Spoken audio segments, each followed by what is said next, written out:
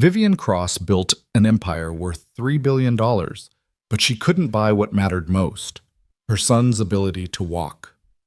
For 18 months, the world's best doctors failed where a minimum wage janitor succeeded.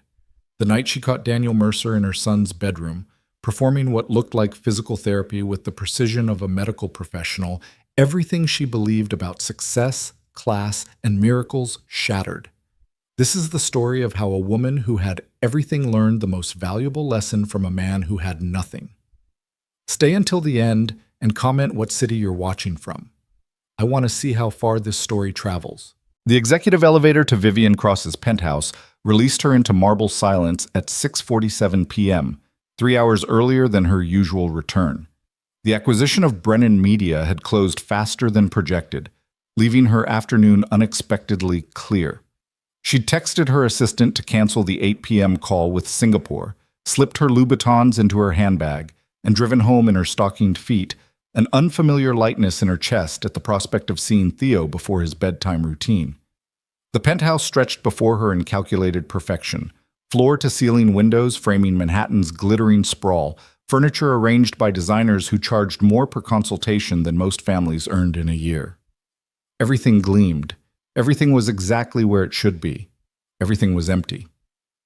Vivian set her bag on the entry console, noting the absence of Mrs. Chen, Theo's primary caregiver. Thursday was Mrs. Chen's evening for her grandson's music recital. Vivian had approved the schedule change 3 weeks ago, though she couldn't quite remember the details now. Her calendar managed such things. She moved through the living room, her feet silent on imported Italian tile, and that's when she heard it: laughter. Not the polite, careful sounds that usually emanated from Theo's wing of the penthouse, but genuine, bubbling, unrestrained joy. The kind of laughter she'd heard in videos of her son from before the accident, before the 18 months of hospitals and experimental treatments and incremental disappointments. Vivian's breath caught. She moved toward the sound, her heart performing strange acrobatics in her chest.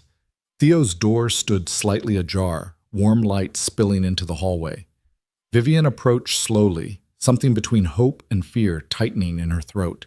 She'd learned not to hope too much, not after Dr. Weinstein's last assessment, after the specialist from Johns Hopkins had used phrases like significant limitations and realistic expectations. She peered through the gap in the doorway and froze. The scene before her made no sense. Her 6-year-old son lay on the specialized therapy mat she'd had custom-made in Germany, $14,000 of orthopedic engineering. But it wasn't Dr. Patel's recommended exercises Theo was performing, and it wasn't Mrs. Chen guiding him. It was Daniel Mercer, the janitor. He knelt beside Theo, one hand supporting the boy's left leg at the knee, the other beneath his ankle. Daniel's movements were precise, controlled, rotating Theo's leg through a range of motion that looked both gentle and purposeful. He counted softly. 3, 4. Good. That's perfect. Buddy. 5. And Theo giggled as Daniel made exaggerated faces with each number. Does that hurt anywhere? Daniel asked, his voice carrying a warmth that seemed to fill the room. Nope, Theo chirped. It feels funny, like tingly. That's the blood flow increasing. Your muscles are waking up.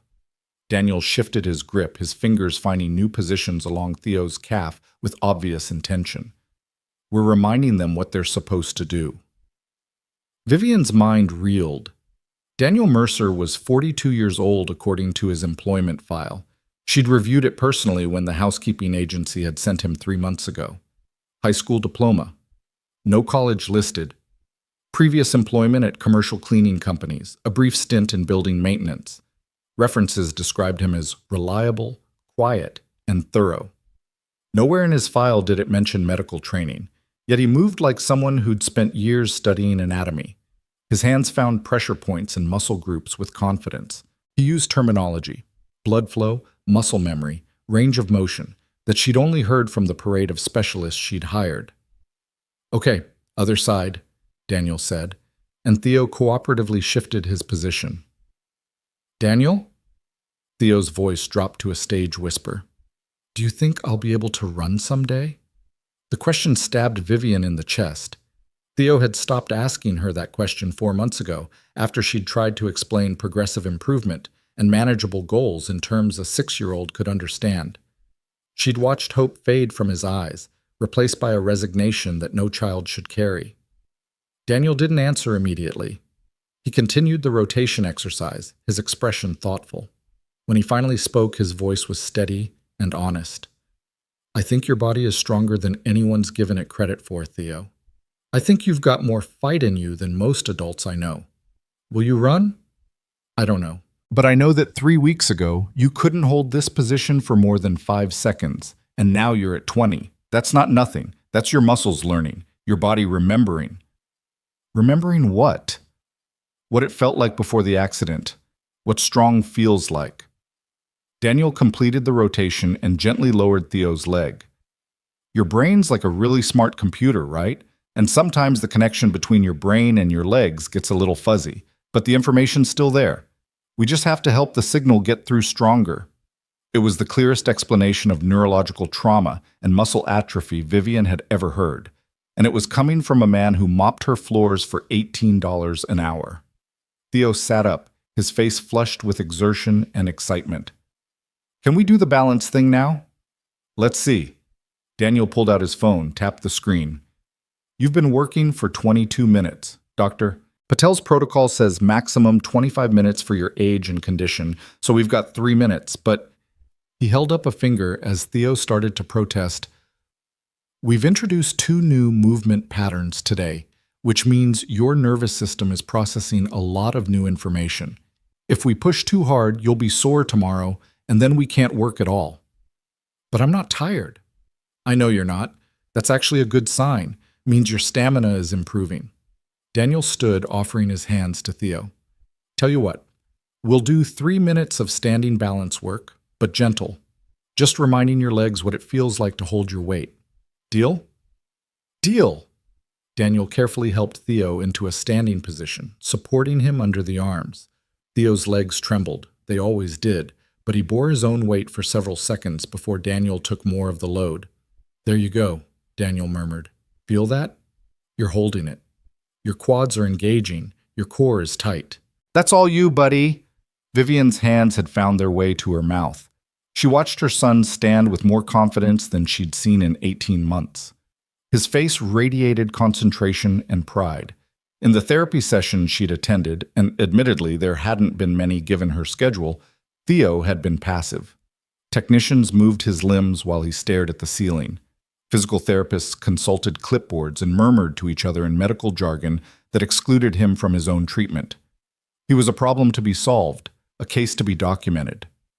With Daniel, he was a person, a capable person, a person who could improve. "Time," Daniel announced gently. "That was beautiful, Theo, really strong."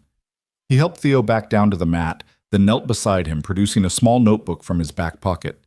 Vivian watched as he jotted notes, his handwriting surprisingly neat. "What are you writing?" Theo asked, peering over Daniel's arm. "Just keeping track of your progress, see?" He tilted the notebook so Theo could see. "Week 1, you held standing position for 8 seconds. Week 2, 12 seconds. Today you hit 17 seconds. That's called trending upward." "What's trending mean?" "It means you're getting better, steadily, measurably better." Daniel closed the notebook and smiled. "Pretty cool, right?" Theo's grin could have powered the city. Really cool. "Okay, let's get you transitioned for rest time. Your body does a lot of healing while you sleep, so we want to make sure you're positioned right." Vivian watched as Daniel carefully helped Theo into his specialized wheelchair, a device that had cost more than Daniel probably earned in 3 months. But Daniel's hands moved over it with familiarity, adjusting the leg supports, checking the safety restraints, positioning Theo's spine with attention to ergonomic detail. "Daniel?" Theo's voice had gone soft, almost shy. "Yeah, buddy? You're my favorite person who helps me."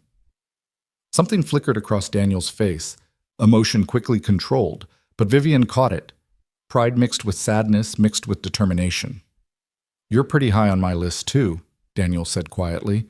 He squeezed Theo's shoulder.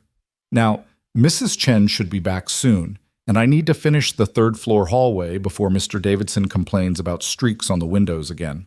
Theo giggled. Mr. Davidson complains about everything. He's got high standards, nothing wrong with that. Daniel stood, stretching his back. I'll see you Tuesday, okay? And remember what we talked about. Practice my ankle rotations, drink lots of water, and tell Mrs. Chen if anything hurts, Theo recited dutifully. Perfect.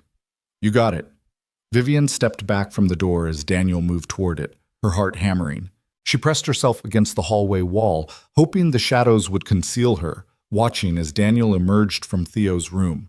He paused to pull the door nearly closed, leaving it open just enough for light and sound to travel, exactly as Mrs. Chen always positioned it. Then he walked past Vivian's hiding spot without seeing her, his footsteps quiet on the tile, a canvas supply bag slung over his shoulder. She caught a glimpse of his profile, a strong jawline shadowed with end-of-day stubble, eyes tired but kind, the face of a man who'd worked a full day and was nowhere near finished. She should confront him. Immediately. This was her son, her home, her extremely expensive medical care being… What? Usurped? Supplemented? Undermined? She should demand explanations. She should call the agency and report this massive overreach of duties. She should… But Theo had been laughing, really laughing, and standing, holding his own weight for 17 seconds, nearly twice what he'd achieved in his last professional therapy session. Vivian waited until she heard the service elevator engage, then moved to Theo's door. Mom? Theo's voice carried surprise and joy in equal measure. You're home early. She entered his room, arranging her face into what she hoped was a normal expression. The Singapore call got moved. I thought I'd come check on my favorite person. Theo beamed at her, and Vivian's heart ached at how rare these moments had become. When had she started measuring her son's childhood in quarterly reports and board meetings? Guess what? Theo said eagerly. I stood for 17 seconds today. That's my new record. That's wonderful, sweetheart. Vivian moved closer, perching on the edge of his bed. Her eyes took in the room with new attention. The therapy mat arranged just so. Resistance bands hung at precise heights on a custom frame that definitely hadn't been there last month. A chart on the wall tracking something called range of motion progress in handwriting she now recognized as Daniel's. Did Dr. Patel try a new technique, sup? She asked carefully. Dr. Patel comes on Mondays and Wednesdays, Theo said matter-of-factly. Daniel does the fun exercises. He knows different stuff. What kind of different stuff? Theo scrunched his face, thinking. Like, Dr. Patel does the stretches from the book, but Daniel does stretches that help the stretches work better. He says sometimes the medical way and the practical way need to talk to each other. Vivian absorbed this. And Daniel has been helping you for how long? Since Mrs. Chen's back got hurt trying to lift me. Theo said this without any particular emphasis, as though it were common knowledge. She was crying, Mom. Her back really hurt. Daniel heard her and came to help, and he showed her this better way to help me move from the chair to the bed. And then he asked if he could show me some exercises his wife used to do with kids like me. His wife? She died. She was a therapist for kids who have trouble walking. Daniel knows all the stuff she taught him. Theo's expression grew solemn. He misses her a lot. Sometimes I can tell he's sad when he talks about her. Vivian's mind raced. A dead wife who'd been a pediatric physical therapist, training that came from lived experience rather than formal education, the kind of knowledge that came from desperate necessity, learning everything possible to help a loved one. Does Mrs. Chen know Daniel's been helping you? Uh-huh. She thinks he's really good. She says his hands have healing in them. Theo yawned suddenly, the exertion of his session catching up with him. Mom, can we have breakfast together tomorrow before you go to work? The request was so simple, so achingly normal, that Vivian felt tears threaten. Of course we can. Anything you want. Waffles? Waffles it is. She stayed with him until his breathing evened into sleep, watching the rise and fall of his small chest, the peaceful expression on his face. Her brilliant boy. Her brave boy.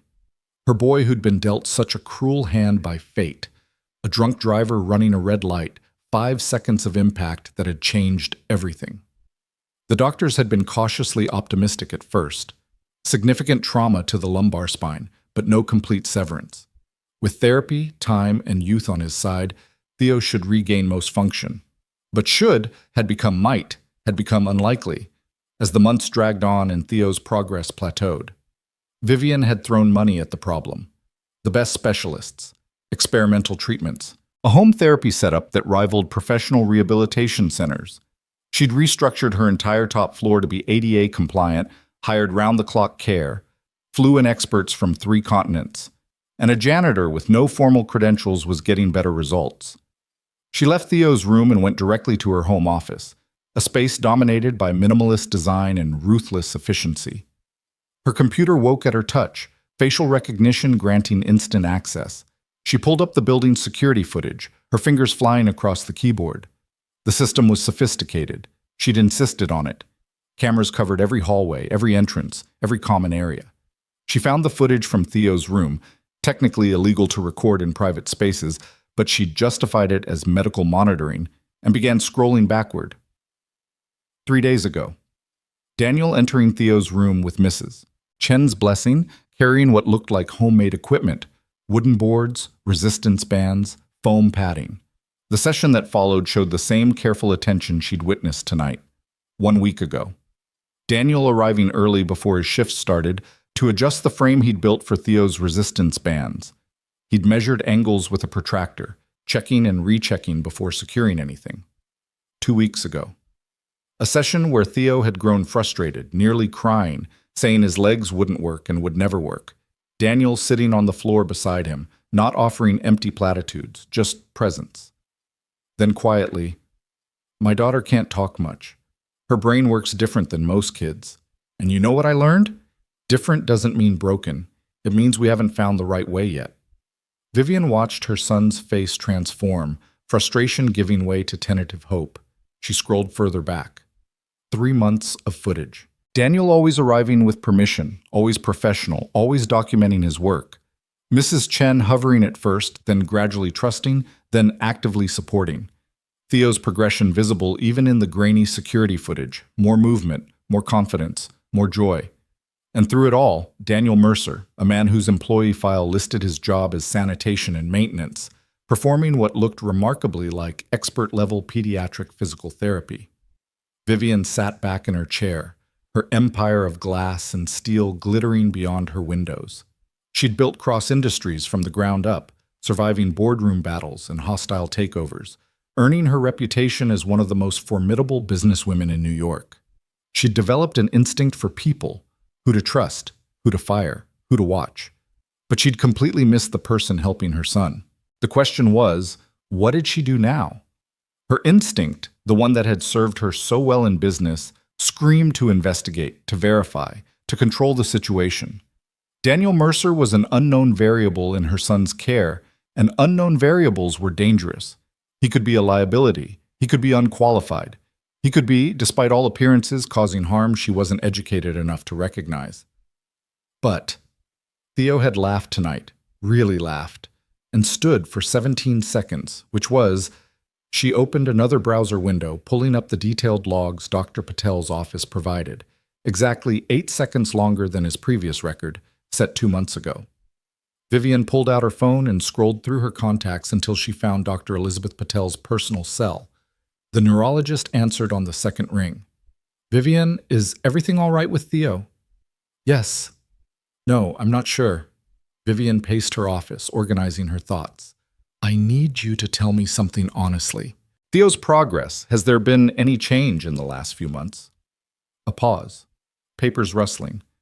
"Actually, yes. I was planning to discuss it at our next quarterly review. Theo's shown marked improvement in several key areas. His muscle tone has increased, his range of motion is expanding, and most surprisingly, his proprioception, his body's awareness of itself in space, has improved significantly." What would cause that kind of improvement? Consistent, targeted therapy combined with age-appropriate developmental growth. The human body, especially a young one, can surprise us. Dr. Patel's voice warmed with professional excitement. "Theo's case has always been promising, Vivian. The trauma was significant, but not insurmountable. With proper care..." "What kind of proper care? Be specific." Another pause, this one more puzzled. Range of motion exercises targeting the affected muscle groups, proprioceptive training, gentle strength building, the protocol I outlined months ago, which I understood was being followed diligently by Mrs. Chen and your home therapy team. And if someone without formal training but with extensive practical experience was supplementing that protocol with additional techniques, would that be dangerous? That would depend entirely on the techniques and the person's actual knowledge base. Dr. Patel's voice had gone cautious. Vivian, what's going on? I'm not sure yet, but I need you to come tomorrow, early. I want you to observe Theo's full range of abilities and tell me if there's any indication of improper treatment or potential harm. Of course, I can be there by 8. Thank you, Elizabeth. Vivian ended the call and returned to the security footage, watching Daniel Mercer guide her son through exercises with the patience of a saint and the precision of a trained professional. Who was this man, and why was someone with his obvious skill set cleaning buildings for minimum wage? She opened a new browser window and began to search. Daniel Mercer wasn't a particularly unique name, but combined with New York City and cross-referenced with the employment application she pulled from her files, she started to build a picture. Obituaries first. Sarah Mercer, age 37, survived by husband Daniel and daughter Lila. Pediatric physical therapist specializing in neurological development disorders. In lieu of flowers, donations to the Children's Mobility Foundation. The obituary was 3 years old. Vivian kept searching. A few social media accounts, barely maintained. Photographs of Daniel with a bright-eyed woman and a serious-looking little girl. The last posts were condolence messages, friends expressing sympathy, other therapists praising Sarah's work. Then, nothing. Digital silence, as though Daniel had withdrawn from the online world entirely. She found one more thing, a LinkedIn profile, last updated 4 years ago. Daniel Mercer, Bachelor of Science in Exercise Physiology from Hunter College. Certifications in pediatric care assistance and special needs support. Employment history working alongside his wife at a private therapy practice specializing in developmental disorders. And then a gap. 3 years of nothing professionally documented. Just the employment history Vivian had in her files. Janitorial work, building maintenance, jobs that required no interview panel or credential verification. A man had lost his wife and walked away from a profession he'd built with her. Then somehow ended up cleaning buildings, including the one where a little boy desperately needed the exact skills he'd spent years developing. Coincidence? Fate? Vivian didn't believe in fate. She believed in patterns, in cause and effect, in the strategic application of resources to achieve desired outcomes. But she'd also just watched her son stand and laugh and hope, all because a janitor with a dead wife's training had decided to help. Her phone buzzed. A text from her COO about the Tokyo merger, another from her assistant about tomorrow's schedule, a reminder that she had a 6 a.m. call with London. The empire never slept. It demanded constant feeding, constant attention, constant sacrifice. And she'd sacrificed so much, including, she was beginning to realize, time with her son that she'd never get back. Vivian looked at the security footage one more time, watched Daniel support Theo's weight, watched her son's face glow with accomplishment, watched a moment of pure connection between a man who'd lost everything and a boy trying to find his way back. Then she closed the laptop and went to pour herself 2 fingers of scotch from the crystal decanter on her desk. Tomorrow, Dr. Patel would assess Theo. Tomorrow, Vivian would get answers about whether Daniel Mercer was a miracle worker or a liability she'd been too blind to recognize. But tonight, she sat in her perfect office, in her perfect penthouse, and admitted something she'd never said out loud. She had no idea how to help her own son.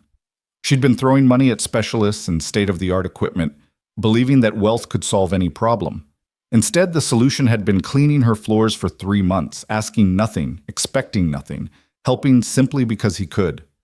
Vivian sipped her scotch and stared out at the Manhattan skyline, at the empire she'd built that suddenly felt hollow.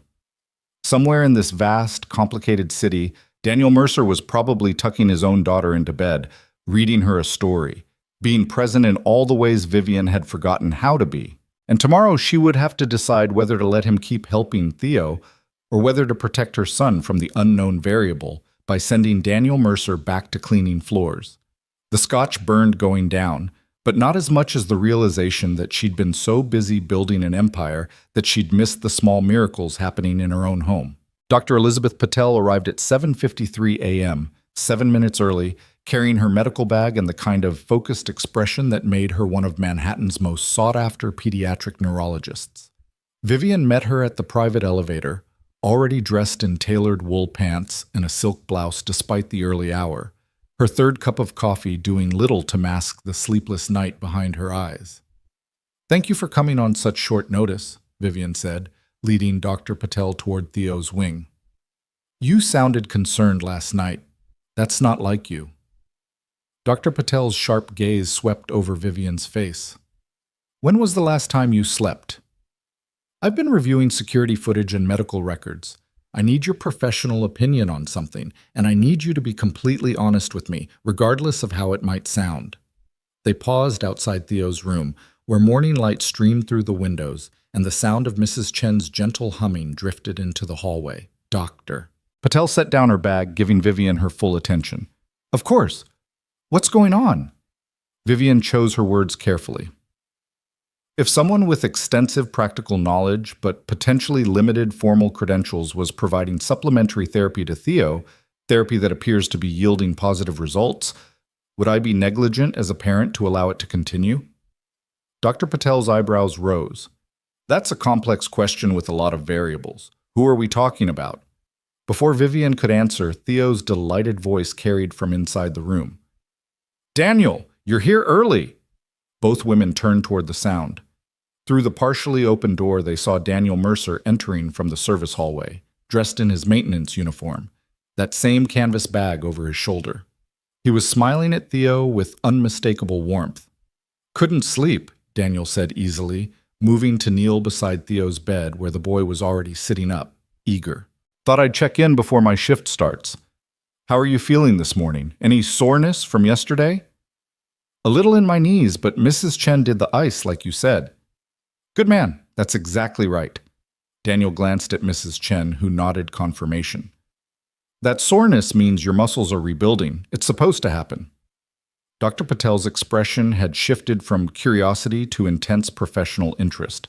She watched Daniel's hands as he gently manipulated Theo's leg, assessing flexibility and muscle response with practiced efficiency. "Vivian," Dr. Patel said quietly, "is that your janitor performing what appears to be a professional assessment of Theo's muscular condition?" "Yes." "And he's been doing this for how long?" 3 months, apparently." Dr. Patel pushed the door open wider, stepping into the room. Daniel looked up, surprise flickering across his face as he registered both Vivian and the doctor. He immediately released Theo's leg and stood, his posture shifting to something more guarded. "Ms. Cross, Dr. Patel, I was just—" He stopped, seeming to realize there was no innocent explanation that would satisfy what they'd just witnessed. "I should go." "No," Vivian said firmly. "Stay. Dr. Patel is here to observe Theo's current capabilities. I'd like you to demonstrate what you've been working on with him." The silence that followed felt heavy with implication. Mrs. Chen had gone very still in her chair by the window. Theo looked between the adults with growing confusion. "Am I in trouble?" Theo asked, his voice small. "No, sweetheart," Vivian said quickly, moving to his side. "No one's in trouble. Dr. Patel just wants to see how well you're doing." Daniel cleared his throat. "Ms. Cross, I never meant to overstep. I should have asked your permission directly instead of just—" "We'll discuss that later," Vivian interrupted. "Right now, I want Dr. Patel to see what you've been doing. Please." It wasn't quite an order, but it wasn't a request either. Daniel held Vivian's gaze for a long moment, and she saw something complicated move behind his eyes. Pride, fear, resignation, defiance, all mixed together in the expression of a man who knew he'd crossed professional boundaries, but didn't regret it. "All right," he said finally. He turned back to Theo, his demeanor shifting back to that gentle confidence Vivian had witnessed the night before. "Theo, buddy, we're going to do our morning assessment, okay? Just like always. Dr. Patel's going to watch to see how awesome you're doing." Theo's uncertainty melted into a grin. "Okay." For the next 40 minutes, Vivian and Dr. Patel watched Daniel guide Theo through a progression of exercises that demonstrated both thorough knowledge of pediatric physical therapy and remarkable intuition for Theo's specific needs. He started with simple range of motion work, narrating each movement for Dr. Patel's benefit, explaining the purpose and the adaptation he'd made from standard protocols. Traditional external rotation at this angle can create strain on the hip flexor for patients with Theo's specific nerve damage pattern, Daniel explained as he adjusted Theo's leg position. But if you shift the angle 15 degrees and provide counter support here, he placed his other hand against Theo's hip, you get the same range of motion benefit without the pain response. Theo, any discomfort? Nope. Feels good. Dr. Patel moved closer, her professional mask firmly in place, but Vivian could read the fascination in her colleague's body language. The doctor was watching a masterclass in adaptive therapy techniques, and she knew it. Where did you learn that modification? Dr. Patel asked. Daniel's hands never stopped their careful work. My wife developed it for a patient with a similar presentation. Incomplete spinal cord injury with asymmetric lower extremity involvement. The standard approach was causing secondary muscle guarding, so she experimented until she found angles that worked with the body's compensatory patterns instead of against them. Your wife was a physical therapist? Pediatric specialist. 20 years of clinical experience before she passed. The room absorbed this information in silence. Dr. Patel glanced at Vivian, one eyebrow raised in a gesture that clearly said, "Did you know about this?" Vivian gave a tiny shake of her head. Daniel continued the session, moving through progressively more complex exercises. Balance work, proprioceptive training using textured surfaces. Gentle resistance training with bands that he'd clearly calibrated to Theo's specific strength levels. And through it all, he maintained a running dialogue with Theo, encouraging, educating, celebrating small victories. Okay, big finish, Daniel announced. Standing sequence. Ready? Ready! Daniel positioned himself behind Theo, hands ready to support but not immediately bearing weight. Remember what we practiced. Core tight. Weight through your heels, eyes forward. Mrs. Chen, can you start the timer? Mrs. Chen pulled out her phone, finger poised. Ready. On 3. 1, 2, 3. Theo pushed himself up from the mat, his legs trembling with effort but holding. Daniel's hands hovered inches from Theo's torso, ready to catch him but letting him do the work. 15 seconds passed. Then 20. Theo's face was a mask of concentration, sweat beading on his forehead. 25, Mrs. Chen called out. New record. 30, Daniel counted softly. You're doing it, Theo. All you. At 33 seconds, Theo's legs began to buckle. Daniel caught him smoothly, taking his weight and lowering him back to the mat with perfect control. Theo was breathing hard but grinning with triumph. 33 seconds, he gasped.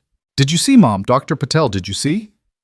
I saw, Dr. Patel said, and her voice carried something Vivian rarely heard from the unflappable neurologist.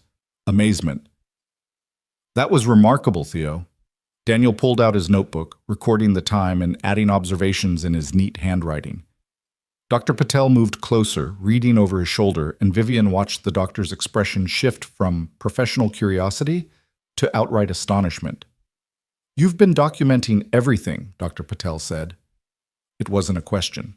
Daily logs, duration, technique, response, any pain or discomfort, environmental factors that might affect performance. Daniel flipped back through pages filled with meticulous notes, charts tracking progress over weeks. I learned from my wife, if you're not documenting, you're not really treating, you're just hoping. Dr. Patel took the notebook, studying the entries with the intensity of someone reading a groundbreaking research paper. Vivian moved to sit beside Theo on the mat, smoothing his sweat-dampened hair. I'm so proud of you, she told him quietly. I'm getting stronger, Mom. Daniel says maybe by summer I can try the walker outside. In the real park, not just on the therapy track. The therapy track. Another thing Vivian had paid a fortune for. A specialized indoor walking path with graduated resistant surfaces and safety railings. Theo had managed 12 feet on it during his last professional session 2 months ago. He'd hated every minute of it, crying with frustration at his body's refusal to cooperate. But the real park, the park where other children played, where normal life happened. Theo hadn't been there since before the accident.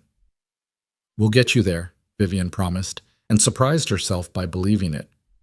Dr. Patel closed the notebook and looked at Daniel with an expression Vivian couldn't quite read. "Mr. Mercer, can you step into the hallway with me? Miss Cross, you as well. Mrs. Chen, would you mind supervising Theo's cool-down routine?" "Of course, doctor." The three adults moved into the hallway. Dr. Patel closed Theo's door behind them and turned to Daniel with arms crossed. "I need to see your credentials," she said bluntly. "All of them." Daniel's jaw tightened, but he nodded. "I have copies on my phone. My wife insisted I keep digital records of everything after—" He stopped, pulled out his phone, and began navigating through files. Bachelor's degree in exercise physiology from Hunter College. Certification in pediatric care assistance. Additional training through my wife's practice in adaptive techniques for special needs populations. I'm not a licensed physical therapist. I never claimed to be.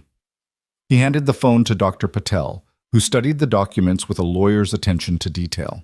Vivian watched Daniel's face, saw the way his shoulders had drawn tight with defensive tension, the set of his jaw that suggested he was preparing for condemnation.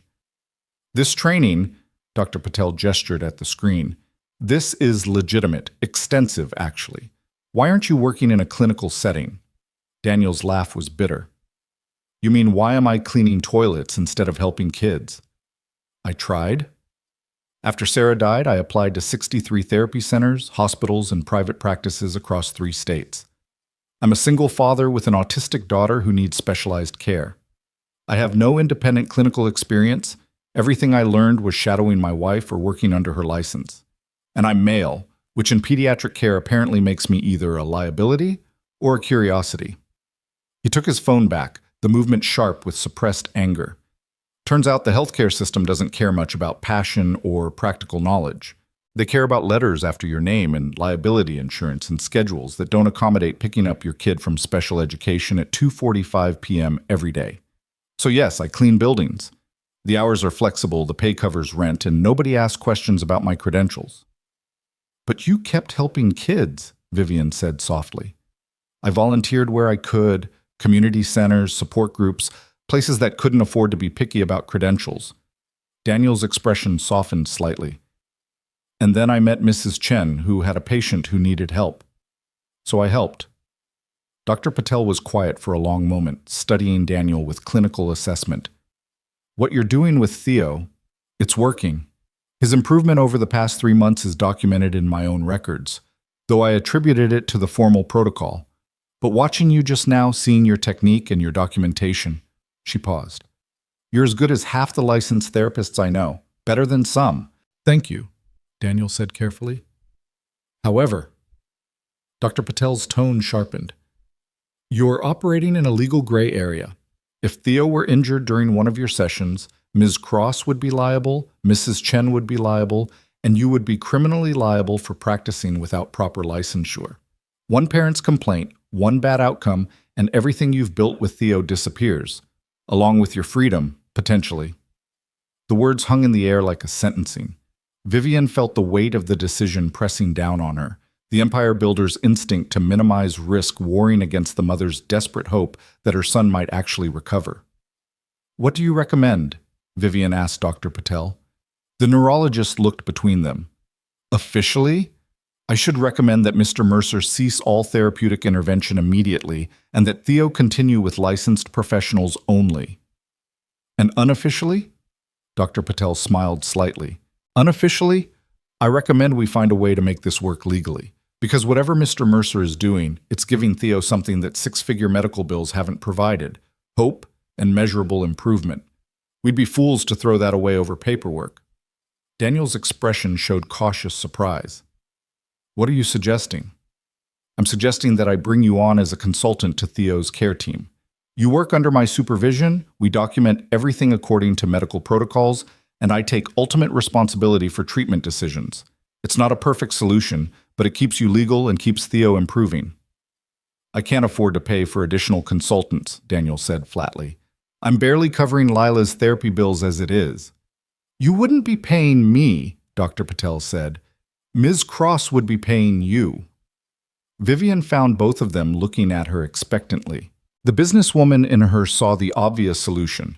Hire Daniel properly, bring his knowledge into the legitimate care structure, eliminate the liability while maintaining the benefit. It was elegant, efficient, exactly how she'd built her empire. But the mother in her, the part that had watched security footage at 3 a.m. and felt her heart break at her own absence from her son's life, that part saw something more complicated. This wasn't just about hiring effective help.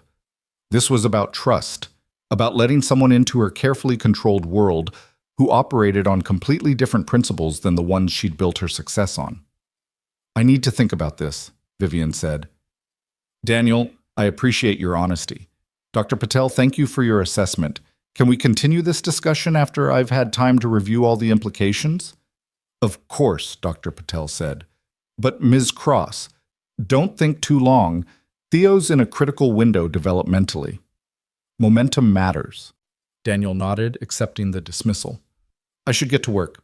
Ms. Cross, whatever you decide, I understand. I never should have started this without your explicit permission. That's on me. He moved toward the service elevator, but Vivian called after him. Daniel? He turned back. Why did you start? Really? He was quiet for several heartbeats, his hand resting on the elevator call button. When he spoke, his voice carried the weight of old grief and stubborn hope. Because I made a promise to my wife the night before she died.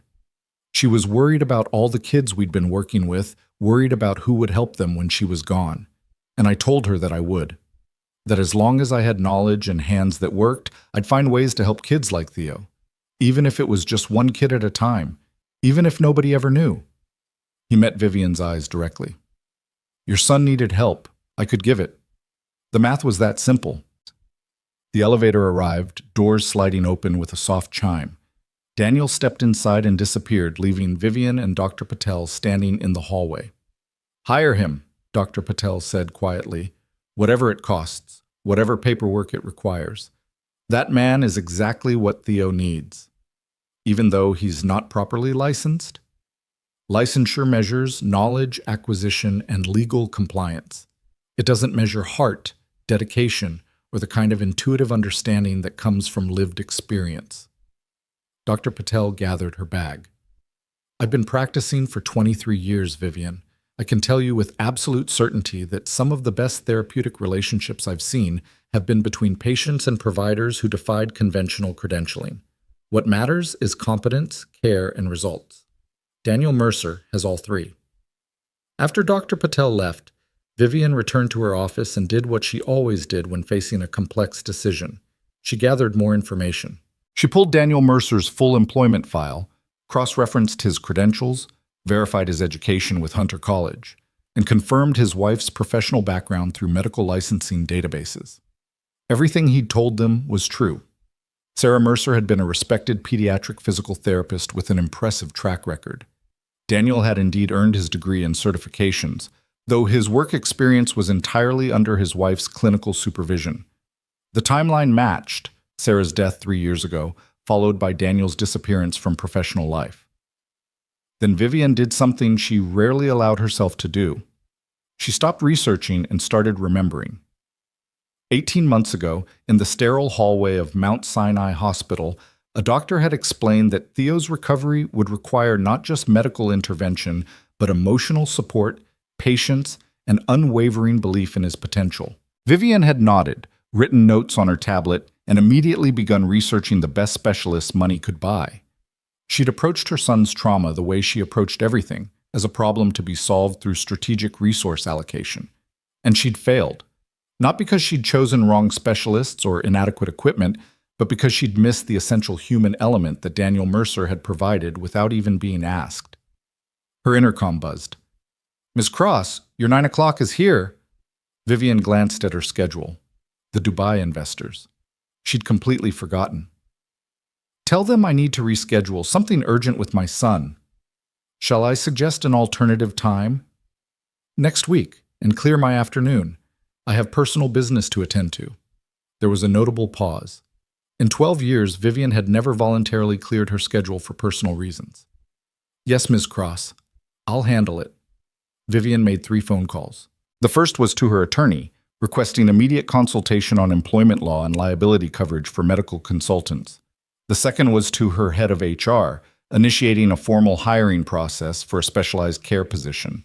The third was to Dr. Patel's office, asking for documentation of everything that would be required to legally bring Daniel into Theo's care team.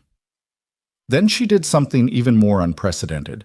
She left her office at 10 a.m. on a Friday, got in her car, and drove across the city following the address listed on Daniel Mercer's employment file. The neighborhood was a 40-minute drive from her penthouse, but might as well have been another planet. Modest apartment buildings with window unit air conditioners, small businesses with hand-painted signs, children playing in a pocket park with equipment that had seen better decades. This was working-class New York, the kind Vivian saw from car windows but never actually entered. Daniel's building was a 6-story walk-up with faded brick and a security door that didn't quite close properly. Vivian checked the directory. Mercer, 4B. She climbed stairs that smelled of cooking and cleaning products, her heels clicking on worn linoleum. She knocked. Footsteps approached, and the door opened to reveal Daniel, still in his work uniform, surprise evident on his face. Ms. Cross, is everything okay? Is Theo... Theo's fine. May I come in? Daniel hesitated, clearly uncomfortable, but stepped aside. It's not much. We weren't expecting company.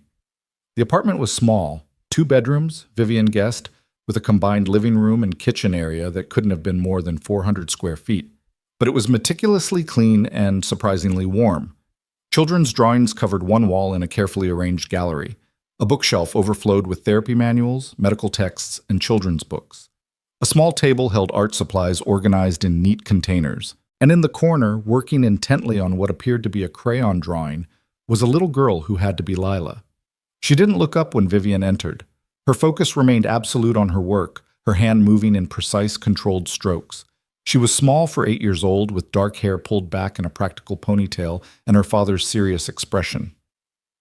"Lila," Daniel said gently, "we have a visitor. Can you say hello?" Lila's hand paused. She glanced up briefly, made eye contact for perhaps half a second, then returned to her drawing without speaking. "Lila doesn't talk much," Daniel explained, his voice carrying the patient tone of someone who'd explained this many times. "She communicates in other ways." "Through her art," Vivian said, moving closer to examine the drawing. It was remarkably sophisticated for a child. Precise lines, careful attention to proportion, vivid color choices that created genuine emotional impact. The subject was a garden full of butterflies, each one rendered in meticulous detail. "She's very talented. She sees the world differently. More detail, less noise, I guess you'd say." Daniel moved to the small kitchen area. "Can I offer you anything? Coffee? I'm afraid it's not the kind you're probably used to." "Coffee would be fine, thank you." While Daniel prepared coffee in a pot that had seen years of service, Vivian studied the apartment more closely. Medical equipment, a specialized cushion, textured mats, sensory toys, all well used but carefully maintained. A calendar on the wall marked with color-coded appointments. A whiteboard with daily schedules broken down into 15-minute increments. This was the home of someone who'd learned to manage complex medical and developmental needs on a budget that probably didn't allow for margin of error. Everything had its place. Everything had its purpose. There was no waste, no excess, but also no sense of deprivation. Just efficiency born of necessity and love. "You tracked me down at home," Daniel said, handing her a mug of coffee. "I'm guessing this isn't a social call. I want to hire you officially, as Theo's therapeutic specialist, working under Dr. Patel's supervision. Competitive salary, benefits, flexible hours that accommodate Lila's needs." Vivian sipped the coffee. It was actually quite good. "I've already spoken with my legal team about liability coverage and proper documentation." Daniel sat down heavily on the worn couch. "Ms. Cross, I appreciate the offer, but..." "But what? This solves every problem you mentioned. You'd be working legitimately in your field, using your knowledge and skills, helping Theo. What's the objection?" "The objection is that I know how this works. You hire me, pay me well, and suddenly I owe you. My judgment becomes compromised because you're my employer. Theo stops being a kid I'm helping and becomes my job security." Daniel set his own coffee down untouched. I've seen it happen in clinical settings. The power dynamic poisons the care relationship. Vivian absorbed this, recognizing the legitimate concern. What if I guaranteed you complete therapeutic autonomy? Your treatment decisions would be yours, reviewed only by Dr. Patel for medical oversight. You'd really let someone you barely know make decisions about your son's care without approval? I'd really let someone who's proven they care about my son's well-being make professional judgments in their area of expertise, yes. Even though I'm not properly licensed? Even though. Dr. Patel says you're as skilled as licensed therapists she knows. I've seen the results. Credentials matter, but outcomes matter more. Daniel looked at her for a long moment, his expression impossible to read. Why are you really doing this? The question caught Vivian off guard. Because Theo needs you. But why do you care? You didn't even know I was working with him until yesterday. You could have fired me, reported me, made me disappear with one phone call. Instead, you're here offering me a job. Why? Vivian found herself answering with more honesty than she'd intended. Because last night I watched security footage of you with my son, and I realized he laughs with you. Really laughs. And then I reviewed 3 months of footage and saw that you've been documenting his care more thoroughly than specialists I pay 6 figures. And then this morning, I watched you help him stand for 33 seconds, which is impossible according to every medical assessment I've received. She paused. And because somewhere in all of that, I realized that I've been so focused on managing my son's disability that I forgot to celebrate his abilities. You remembered. So yes, I'm here offering you a job because I'm finally admitting that I need help giving my son what money can't buy. The silence stretched between them. From the corner, the soft scratch of Lila's crayon provided the only sound. I need to think about it, Daniel said finally. This isn't just about me. Lila's routine, her stability, I can't disrupt that without careful planning. I understand. Take whatever time you need. Can I ask you something? Daniel's voice was quieter now. Last night, when you saw me with Theo, were you angry? Vivian considered the question carefully. I was shocked, confused, maybe a little threatened, if I'm being honest.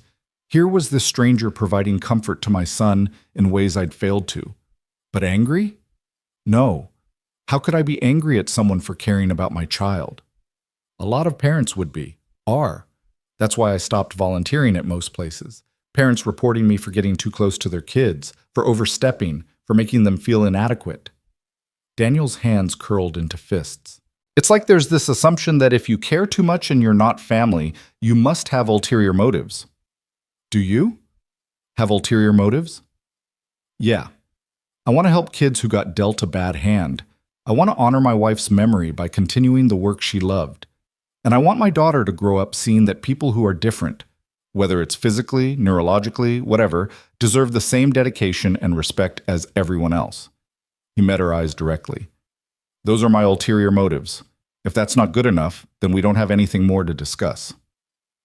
Vivian stood, recognizing that pushing further would be counterproductive.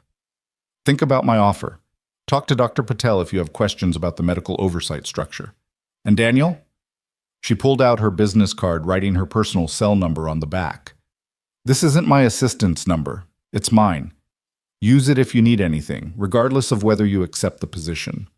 She moved toward the door, then paused beside Lila, who was adding final touches to her butterfly garden. Your drawing is beautiful, Lila. Thank you for letting me see it. Lila didn't respond verbally, but her hand paused, and Vivian caught the tiniest upward curve at the corner of the girl's mouth. Daniel walked Vivian to the door. I'll give you an answer by Monday. That's fair. And Daniel? For what it's worth, I think your wife would be proud of the promise you've kept. His expression cracked slightly, emotion showing through. I hope so. I really hope so. Vivian descended the stairs and returned to her car, but instead of driving back to her office, she found herself sitting in the parking lot, engine idling, staring at nothing. She'd built an empire by recognizing value and acquiring it strategically. She'd climbed to the top of a cutthroat industry by being smarter, faster, more ruthless than her competitors. She'd learned to evaluate people in seconds, to spot weakness and leverage it, to control every variable in every transaction, and none of that had prepared her to simply ask for help. Daniel Mercer had something she needed and couldn't buy: genuine care for her son untainted by financial motivation. The moment she formalized their relationship with employment contracts and salary negotiations, that purity would be compromised. She knew it. He knew it. But the alternative was sending him back to cleaning floors while Theo asked for him every day. Her phone buzzed. 14 missed calls. 37 emails marked urgent. Her empire demanding her attention, her absence creating vacuums that others would rush to fill. Vivian silenced the phone and drove home instead. She found Theo in the living room with Mrs. Chen, working on schoolwork at the accessible desk they'd had custom designed. He looked up when she entered, surprise lighting his face. "Mom? You're home?" "I cleared my schedule. I thought maybe we could spend the day together." "Really? The whole day?" The desperate hope in his voice broke something in Vivian's chest. "The whole day. What would you like to do?" Theo thought carefully, as if afraid the wrong answer might make the offer disappear. Could we watch a movie? Together? Like we used to?" Such a small request, such a devastating reminder of how much she'd missed. "Absolutely. You pick the movie. I'll make popcorn." "You'll make popcorn?" Mrs. Chen looked as shocked as Theo. "Ms. Cross, I can—" "No, I'll make it." Vivian moved toward the kitchen, then paused. "Mrs. Chen, can I ask you something? How long have you known about Daniel helping Theo?"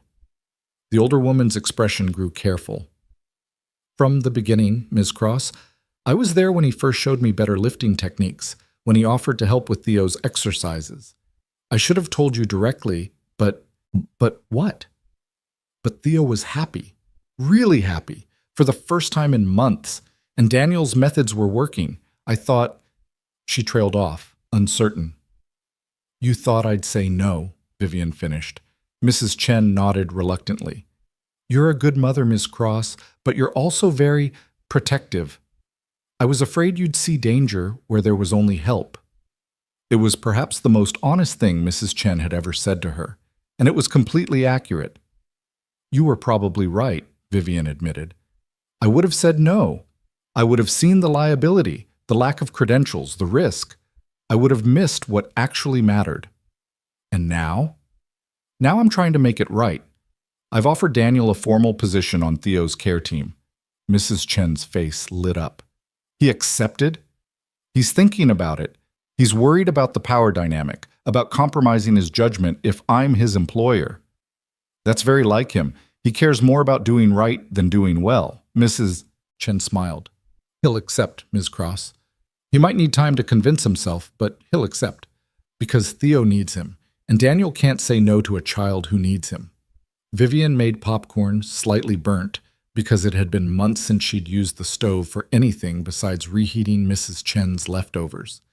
She brought it to the living room where Theo had queued up an animated movie about dragons, and they settled together on the couch, Theo tucked against her side in a way he hadn't been since before the accident. Halfway through the movie, Theo said quietly, "Mom, are you mad at Daniel?" "No, sweetheart. Why would you think that?" "Because everyone came to watch this morning, and Daniel looked scared.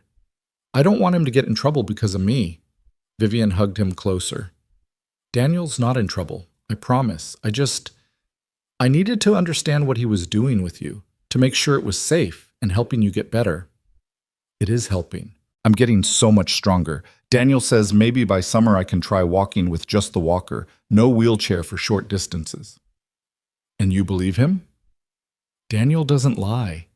He says even hard truths, like when he tells me some things might not ever get all the way better. But he also says I'm stronger than I think, and I should always try." Theo tilted his head to look up at her. "Do you believe him?" Did she? Vivian thought about the security footage, the meticulous documentation, the 33 seconds of standing that should have been impossible. She thought about a man who'd lost everything but kept his promise to a dying wife. She thought about her own failure to see what was right in front of her. "Yes," she said, "I believe him." "Good, because he's my favorite helper, and I'd be sad if he went away." They finished the movie, Vivian present in a way she couldn't remember being for months. Not checking her phone, not mentally reviewing presentations, not calculating next quarter's projections. Just watching dragons fly across the screen and feeling her son breathe against her side. That evening, after Theo was asleep and Mrs. Chen had gone home, Vivian returned to her office and did something she'd never done before. She looked up the community center Daniel had mentioned, the one where he volunteered. It wasn't hard to find. A listing for Harbor Heights Community Center, their website announcing after-school programs, senior activities, and adaptive sports leagues. On a whim, Vivian grabbed her keys and drove across the city for the second time that day. Harbor Heights occupied a converted warehouse in a neighborhood that real estate developers called emerging and residents called forgotten. The building's exterior showed its age, worn brick, faded paint, windows protected by bars. But inside, Vivian found something unexpected. The main room had been transformed into a multi-purpose space with careful attention and obvious love. One section held exercise mats and adaptive equipment. Another had tables for crafts and homework. A small library filled one corner. Children's artwork covered every available wall space. And in the center of it all, Daniel Mercer sat on the floor with a boy of maybe 10, patiently guiding the child's legs through assisted exercises, while two other children watched and waited their turn. "Keep your core tight, Marcus," Daniel was saying. "That's it? Feel how your balance is better when your stomach muscles are working?" "It's hard," Marcus complained, but he was smiling. "It is hard. That's how you know you're building something real." Daniel caught sight of Vivian standing in the doorway and nearly lost his grip on Marcus's leg. "Ms. Cross!" The children turned to stare at her. Vivian suddenly felt overdressed in her tailored suit and designer shoes, acutely aware that she didn't belong in this space. "I'm sorry to interrupt. I was just curious." An older woman emerged from a small office, moving with the brisk efficiency of someone accustomed to running on limited resources. "Can I help you?" "I'm Vivian Cross. I was hoping to speak with Daniel, but I can see he's busy." "Vivian Cross?" The woman's eyes widened. "The Vivian Cross? From Cross Industries?" "Yes." "I'm Maria Santos, Center Director. We're honored. Are you here about the building sale?" Vivian had no idea what building sale she meant, but filed the information away. "Actually, I'm here about Daniel. He works for me, and I wanted to see—" She trailed off, not sure how to explain stalking her employee to his volunteer gig.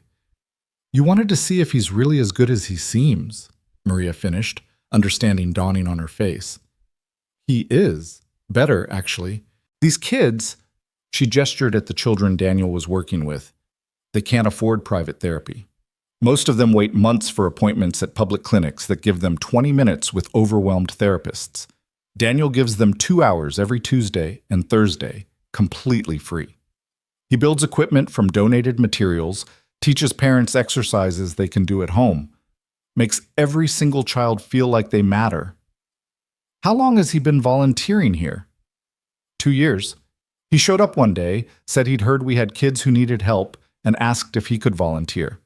I thought he'd last maybe a month. Most volunteers burn out fast. But Daniel? Maria's expression softened with genuine affection. He's never missed a week, not once. Even brought his daughter a few times, though he mostly comes after her bedtime. Vivian watched Daniel help Marcus to his feet, celebrating the boy's improved balance, then immediately turn attention to the next waiting child.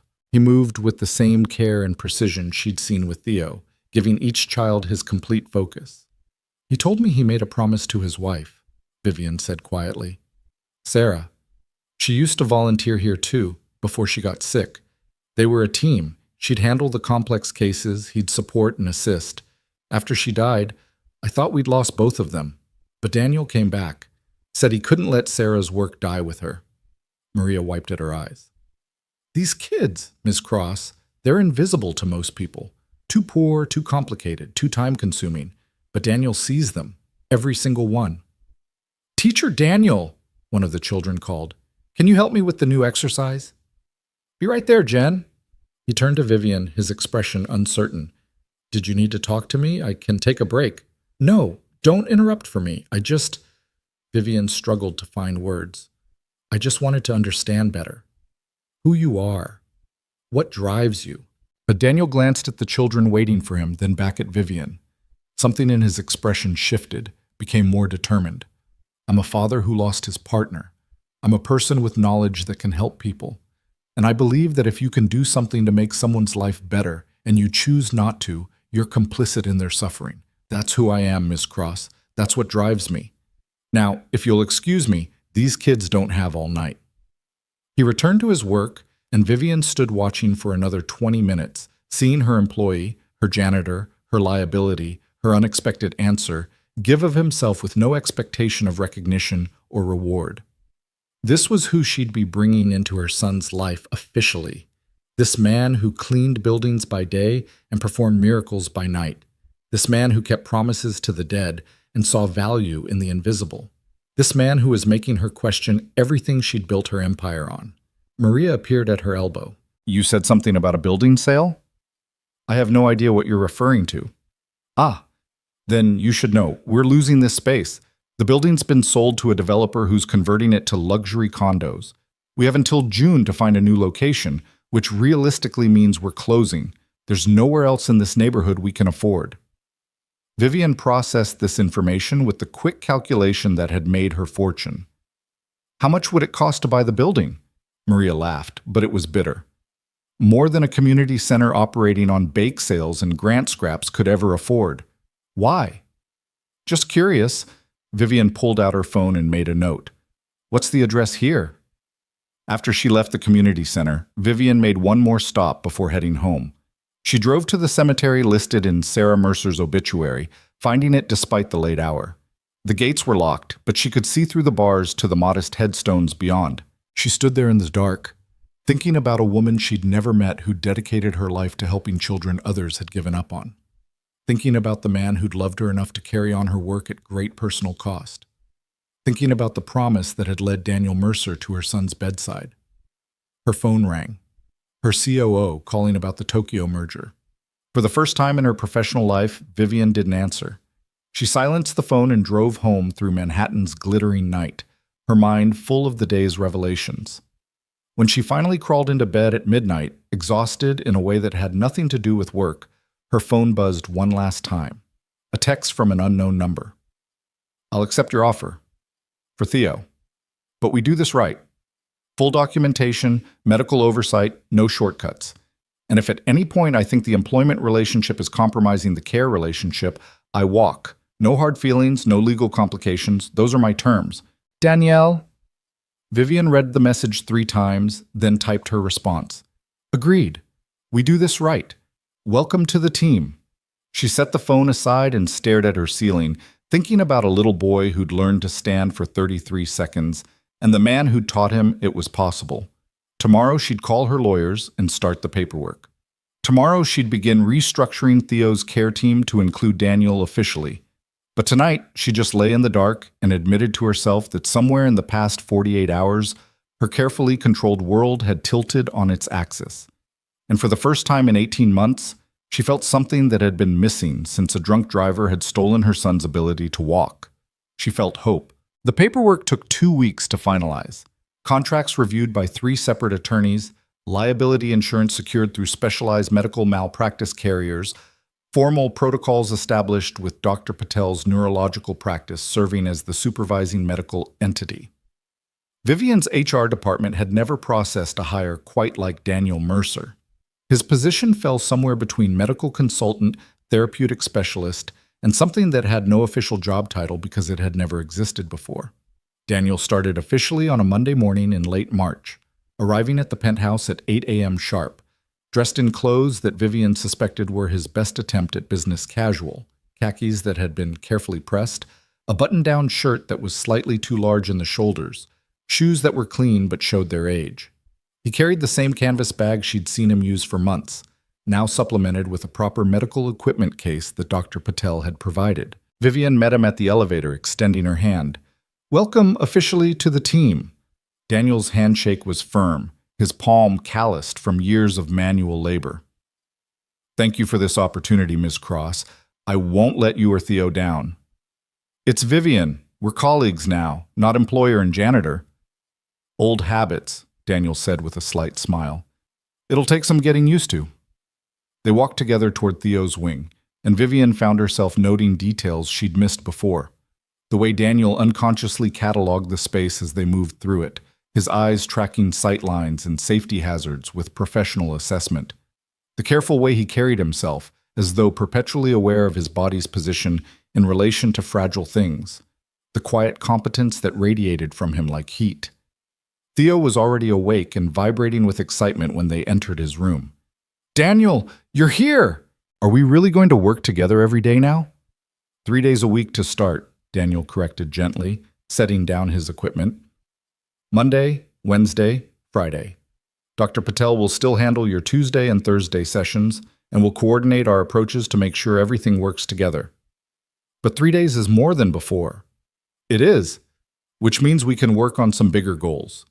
Daniel pulled out a notebook, not the worn personal journal Vivian had seen before, but a new professional binder with Theo's name printed neatly on the cover. "I've been putting together a 12-week progression plan. Want to see?"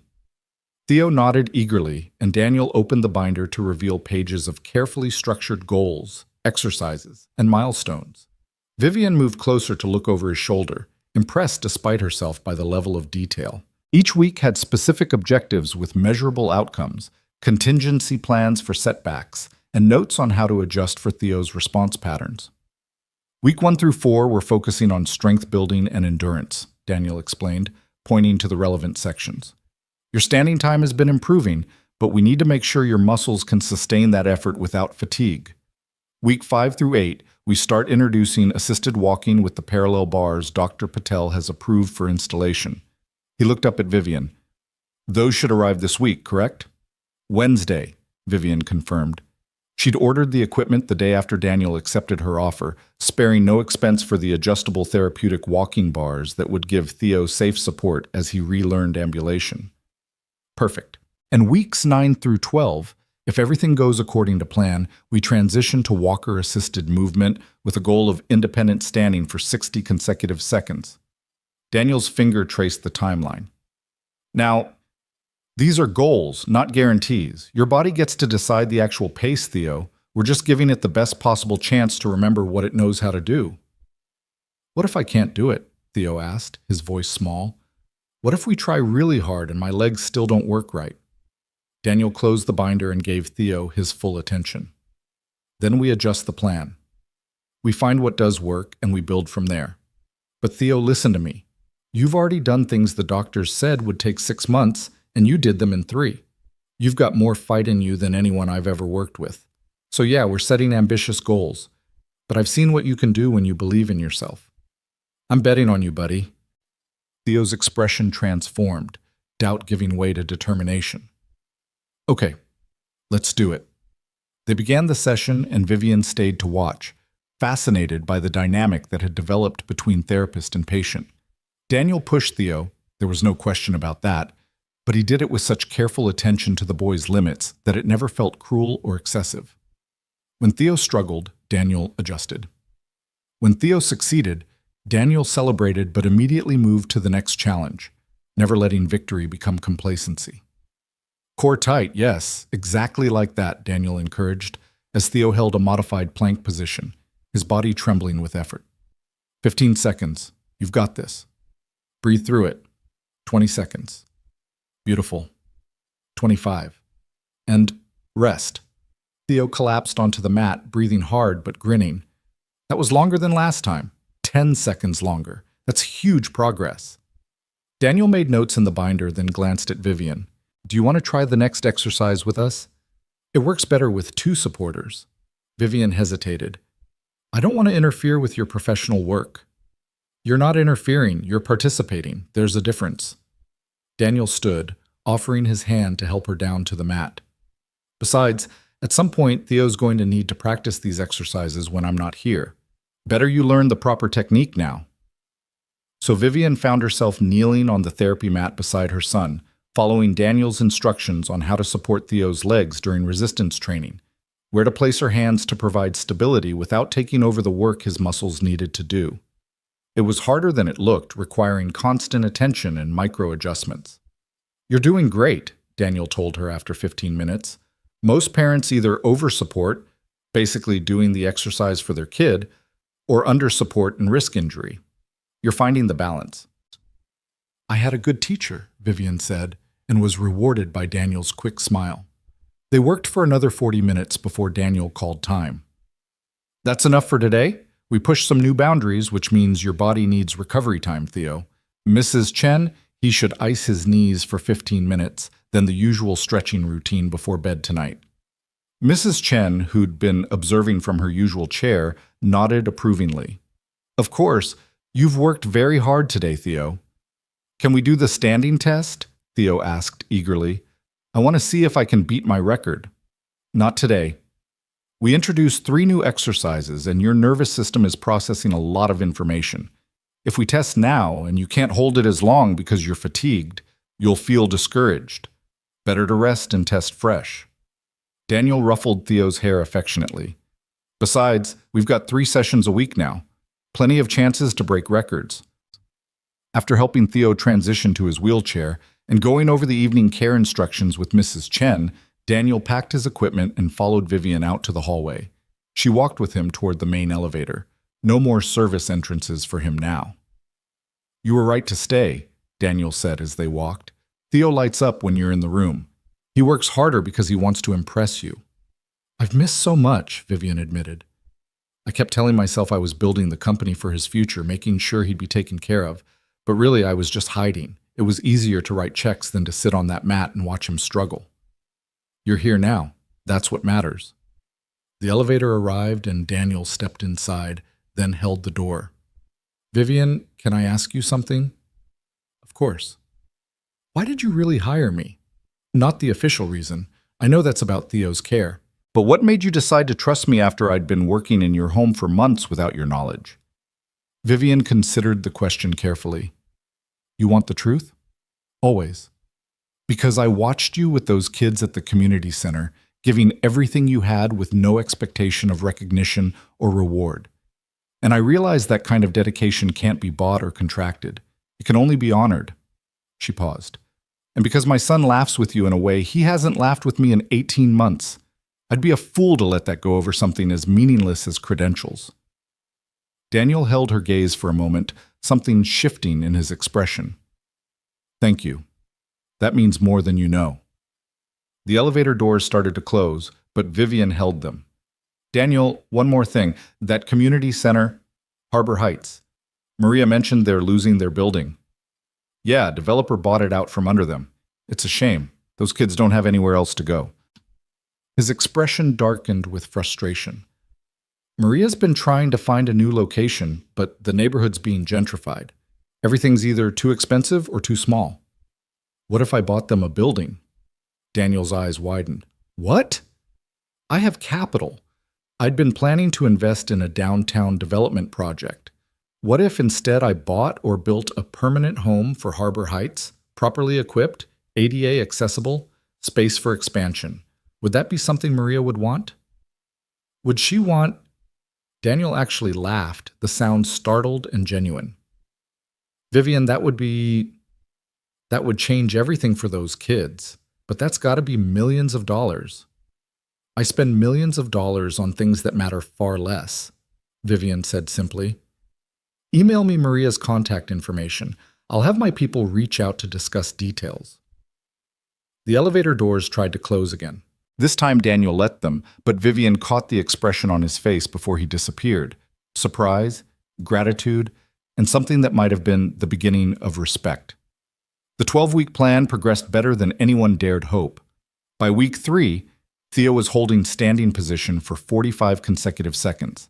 By week 5, when the parallel bars were installed and secured in the specially reinforced section of the living room, he took his first assisted steps in 18 months, 3 shaky, trembling steps that left everyone in the room in tears.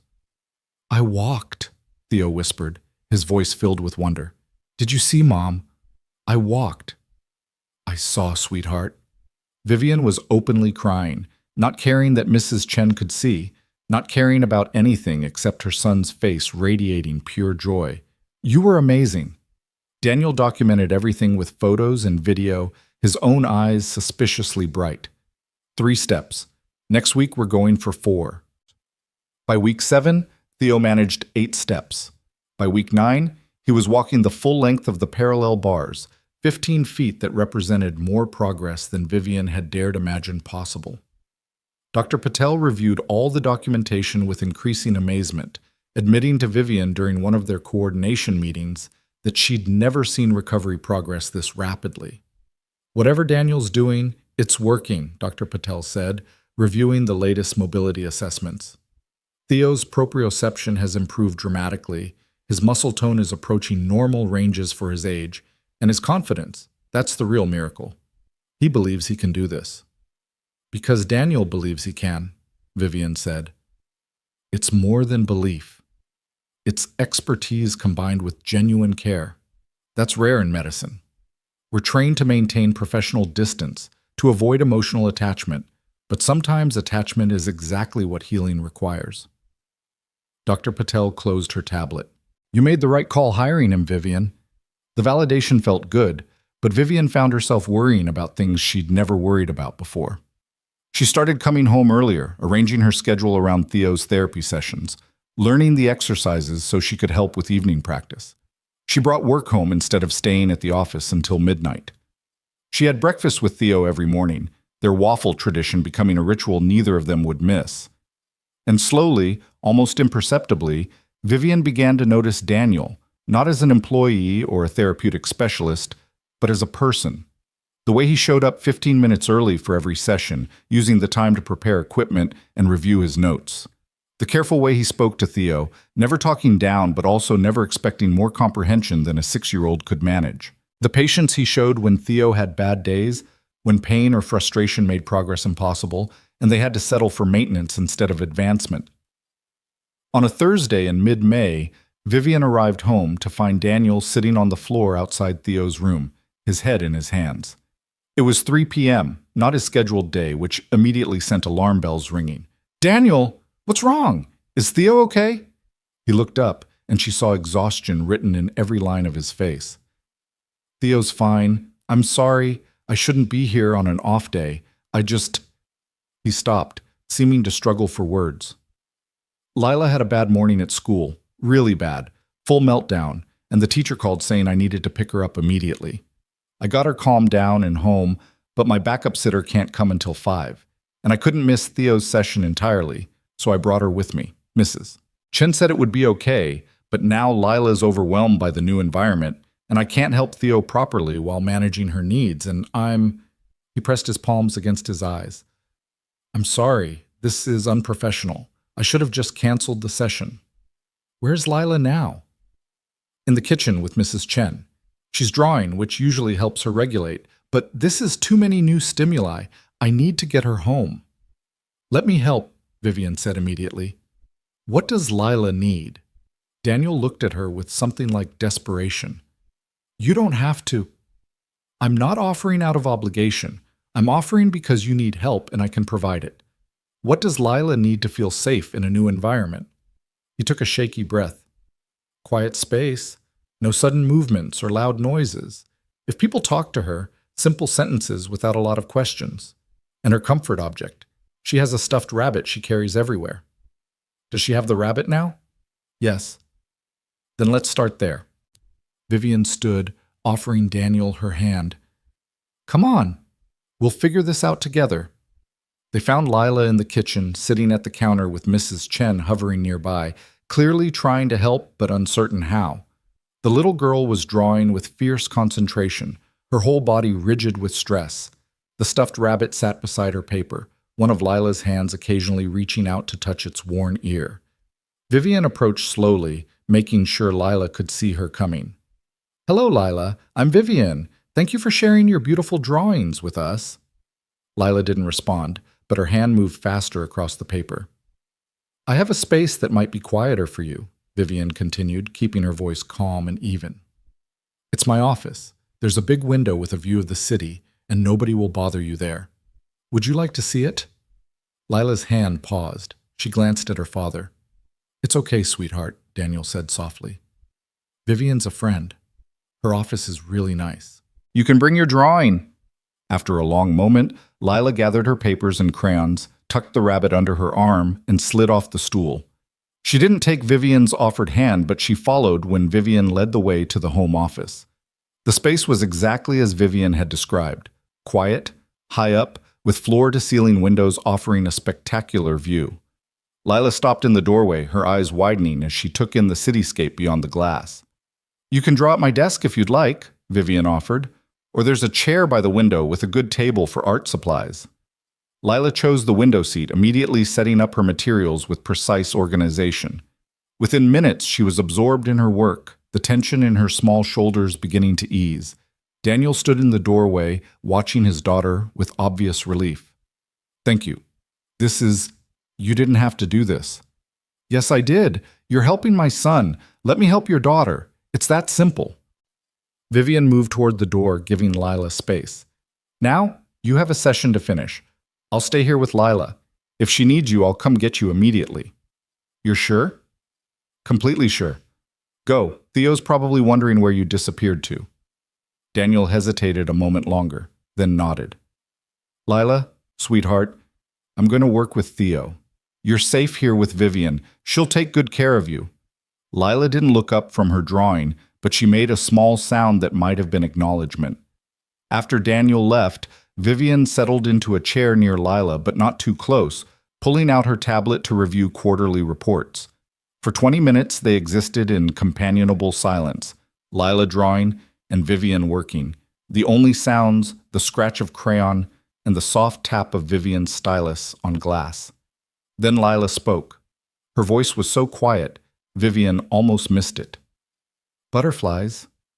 Vivian looked up. "What about butterflies?"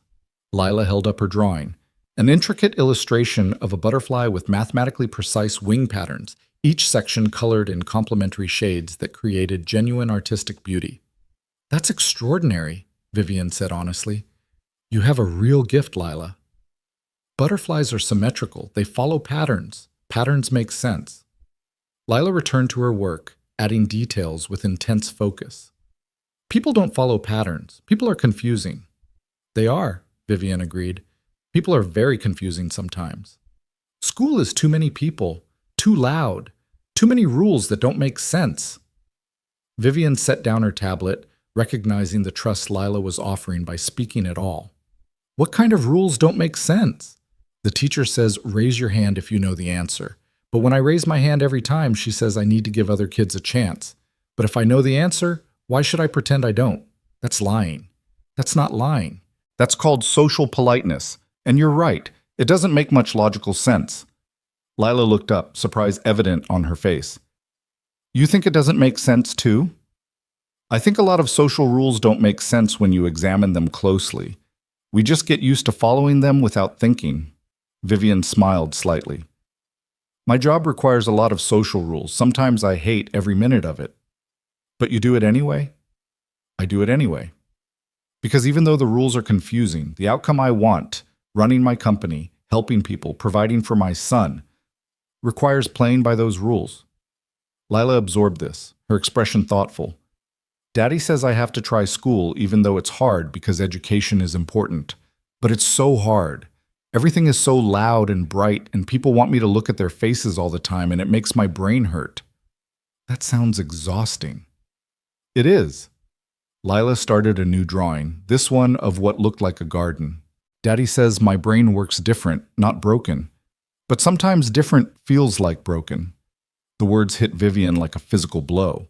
She thought about Theo saying something similar months ago, about how his legs felt broken, even though the doctors said they were just healing slowly. Different, damaged, broken. The vocabulary of children trying to make sense of bodies and minds that didn't work the way they were supposed to. "I don't think you're broken at all," Vivian said quietly. "I think you're exactly who you're meant to be. And I think the world is the broken thing for not making space for people whose brains work differently." Lila's hand paused mid-stroke. She looked at Vivian directly, real eye contact, sustained longer than Vivian had seen her manage before. "I like you," Lila said simply. Then she returned to her drawing, the conversation apparently concluded to her satisfaction. Vivian felt something warm bloom in her chest. She'd negotiated billion-dollar mergers and faced down hostile board members without breaking a sweat, But earning the approval of an 8-year-old autistic girl felt like a more significant achievement than any of those victories. When Daniel came to collect Lila an hour later, he found his daughter contentedly drawing while Vivian worked nearby, both of them comfortable in their shared silence. "How was she?" Daniel asked quietly. "Perfect. We had a nice talk about butterflies and social rules that don't make sense." Daniel's eyebrows rose. "She talked to you?" "Quite a bit, actually. She's brilliant, Daniel. Her perspective on the world is fascinating. Most people find her difficult. Teachers, other parents, they think she's rude or strange. Then most people are idiots." Vivian stood, moving to where Lila was finishing her latest drawing. "Lila, your dad's here. Thank you for spending the afternoon with me." Lila looked up, then carefully tore out her drawing and offered it to Vivian. "For you. Because you understand about patterns." The gesture was so unexpected, so precious, that Vivian felt tears threaten. "Thank you. I'll treasure this. It's just a drawing. It's not just anything. It's a gift from someone whose art I admire very much." Vivian accepted the paper carefully, treating it with the reverence usually reserved for original Picassos. Daniel helped Lila gather her supplies, his expression doing complicated things that Vivian couldn't quite interpret.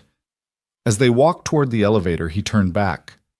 "Vivian, thank you for understanding, for being kind to her. Most people don't take the time." "Most people are missing out," Vivian said simply. "She's welcome here anytime."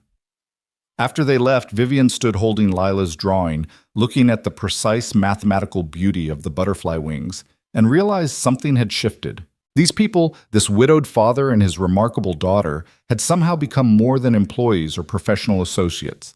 They were becoming something that felt dangerously like family. The thought should have terrified her. Emotional attachment was a liability in business, a vulnerability enemies could exploit. But standing in her office, holding a child's drawing like it was the most valuable thing she owned, Vivian found she couldn't muster the fear she knew she should feel.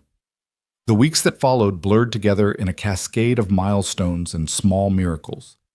Theo graduated from parallel bars to a walker, taking his first unassisted steps across the living room while everyone held their breath. Lila started coming to therapy sessions regularly, setting up her art station in Vivian's office, slowly growing comfortable in the space. Daniel's 12-week plan reached its conclusion, and they immediately started a new 16-week progression aimed at outdoor mobility and endurance. By the second week of June, Theo could walk 30 feet with his walker before needing rest. By the third week, 40 feet. By the fourth week, he was asking when he could try without the walker at all. "Not yet," Daniel said firmly but kindly. "Your strength is there, but your balance isn't quite ready. Another 3 weeks, then we'll test it." "But Daniel," "Theo." Daniel's voice carried that particular blend of warmth and authority that Theo couldn't resist. "I know you want to run before you can walk, but we do this right, or we don't do it at all. Your body's done amazing things, but it needs time to consolidate the gains. Pushing too fast means risking injury that could set us back months. Trust me on this." Theo did trust him. That was obvious in everything from the way he followed Daniel's instructions without argument to the way his face lit up when Daniel arrived for sessions. And Vivian was beginning to understand that trust wasn't just about Daniel's expertise. It was about Daniel showing up, consistently and completely, in a way that promised permanence in a world that had proven devastatingly unpredictable. On the last Friday in June, Vivian came home at 5 p.m. as had become her habit, expecting to find the usual post-session routine. Instead, she found the living room empty and voices coming from Theo's room, raised voices, which immediately sent alarm bells ringing. She moved quickly down the hallway, pushing open Theo's door to find Daniel and Dr. Patel standing on opposite sides of Theo's wheelchair, their body language tense with disagreement. Theo sat between them, his expression caught between fear and confusion. "What's going on?" Vivian demanded. "Doctor." Patel turned to her, frustration evident. "I'm trying to explain to Daniel that we need to slow down Theo's progression. His last MRI shows some inflammation around the original injury site. Nothing dangerous, but concerning. I want to reduce therapy sessions from 3 to 2 per week and pull back on the intensity of exercises." And I'm trying to explain, Daniel said, his voice tight with controlled emotion, that pulling back now would be catastrophic for Theo's confidence. He's been working toward unassisted walking for 3 months. He's right on the edge of breakthrough. If we stop now, he'll internalize it as failure. His medical safety trumps his emotional needs, Dr. Patel countered. That's basic clinical ethics. His emotional needs are part of his medical safety. You can't separate them. Daniel turned to Vivian. I'm not saying we ignore the inflammation. I'm saying we adjust technique to reduce stress on that area while maintaining momentum. There are ways to work around this without stopping completely. And I'm saying that inflammation indicates we've pushed too hard. Continuing could cause permanent damage. Dr. Patel crossed her arms. Ms. Cross, I need you to make a decision here. As the supervising physician, my recommendation is clear. Vivian looked between them, feeling the weight of the choice. Dr. Patel represented medical authority, years of training, the kind of credentialed expertise that courts would favor if anything went wrong. Daniel represented practical knowledge, intuition earned through experience, and an understanding of Theo's specific needs that no amount of formal education could replicate. Show me the MRI, she said to Dr. Patel. The doctor pulled out her tablet, displaying the images and explaining the areas of concern with technical precision. The inflammation was there, undeniable in the imaging, clustered around the L4-L5 vertebrae where the original trauma had occurred. What would cause this? Vivian asked. Overuse. The muscles surrounding the injury site are working harder than they have in 18 months. Some inflammatory response is normal, but this level suggests we've exceeded optimal therapeutic load. Vivian turned to Daniel. What's your assessment? I see the inflammation. I'm not denying it exists or that it's concerning. Daniel pulled out his documentation, the meticulous notes he'd kept for months. But look at the timeline. The inflammation appeared after we introduced the new pelvic stabilization exercises 2 weeks ago. Those exercises specifically target the lower lumbar region. If we eliminate those exercises and replace them with alternative techniques that achieve similar results through different muscle activation patterns, we can reduce stress on that area while maintaining overall progression. That's speculation, Dr. Patel said. We can't know that would work without testing it, and testing it risks making the inflammation worse. Everything in medicine is controlled risk assessment, Daniel countered. And yes, it's speculation based on 18 years of practical experience watching bodies respond to graduated therapeutic intervention. My wife treated hundreds of cases like this. I know what works. Your wife is dead. The words came out harsher than Dr. Patel clearly intended, and she immediately looked apologetic. I'm sorry, that was uncalled for. But Daniel, you have to understand, your experience, no matter how extensive, doesn't change the fact that I'm legally responsible for Theo's medical outcomes. If I say we slow down and something goes wrong, I can defend that choice. If I let you continue over my medical recommendation and something goes wrong, I lose my license. The room fell into tense silence. Theo looked up at his mother, tears welling in his eyes. Are you going to make me stop? His voice was so small, so broken. Mom, please, I'm so close. I'm so close to walking by myself. Please don't make me stop. Vivian's heart fractured. She knelt beside Theo's wheelchair, taking his hands. Sweetheart, nobody wants to make you stop. We're just trying to figure out how to keep you safe while helping you get stronger. Daniel keeps me safe. He always keeps me safe. I know he does, baby. Then why won't you trust him? Theo's tears spilled over. Why does everyone need so many papers and rules? Daniel knows how to help me. Why isn't that enough? It was the question Vivian had been asking herself for weeks. Why wasn't Daniel's demonstrable competence enough? Why did the system demand credentials and licensure when practical results proved his worth?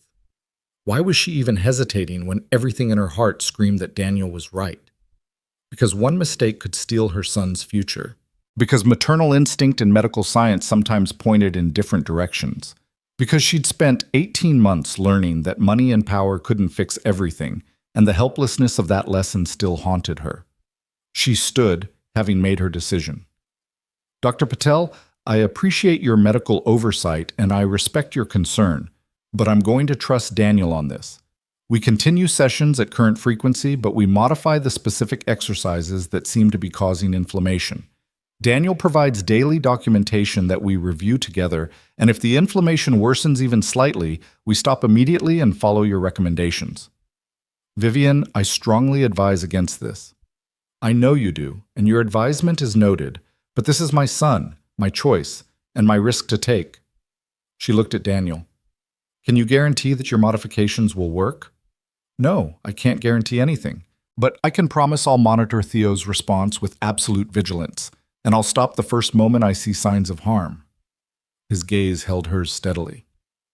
I won't let anything happen to him, Vivian. I swear to you. Dr. Patel closed her tablet with a sharp snap. Fine, but I need everything documented in triplicate, and I want daily check-ins. The moment something looks wrong, we stop. Non-negotiable. Agreed, Daniel said immediately. After Dr. Patel left, her displeasure evident in every line of her posture, Vivian and Daniel stood in Theo's room, the tension slowly draining from the space. Thank you, Daniel said quietly, for trusting me. Don't make me regret it. I won't. But 3 days later, everything fell apart. It happened during an afternoon session. Daniel had introduced the modified exercises, carefully monitoring Theo's response, documenting everything. The session had gone well. Theo was in high spirits, his movements strong and confident. They'd been working on a new balance sequence, Daniel supporting Theo's weight as the boy practiced weight shifts that would eventually enable unassisted standing. Good, that's perfect, Daniel was saying. Feel how your core is engaging? That's exactly right. Now shift left. Theo shifted and something went wrong. His left leg cramped suddenly and violently, the muscle seizing with force that made Theo cry out. He crumpled, his legs buckling, and though Daniel caught him and controlled the fall, Theo's knee struck the edge of the therapy mat frame with a sickening crack. Theo! Daniel lowered him quickly to the floor, his hands already moving to assess the injury. Mrs. Chen, call Dr. Patel now! Theo was screaming, tears pouring down his face, clutching his knee while his left leg continued to spasm uncontrollably. Daniel worked fast, his hands finding the cramping muscle and applying pressure to release the spasm, talking constantly in that calm voice, even as his own face had gone white with fear. You're okay, buddy. You're okay. It's just a cramp. We're going to fix this. Breathe with me. Come on. Big breath in. Vivian came running, drawn by the screams, and the sight that met her nearly stopped her heart.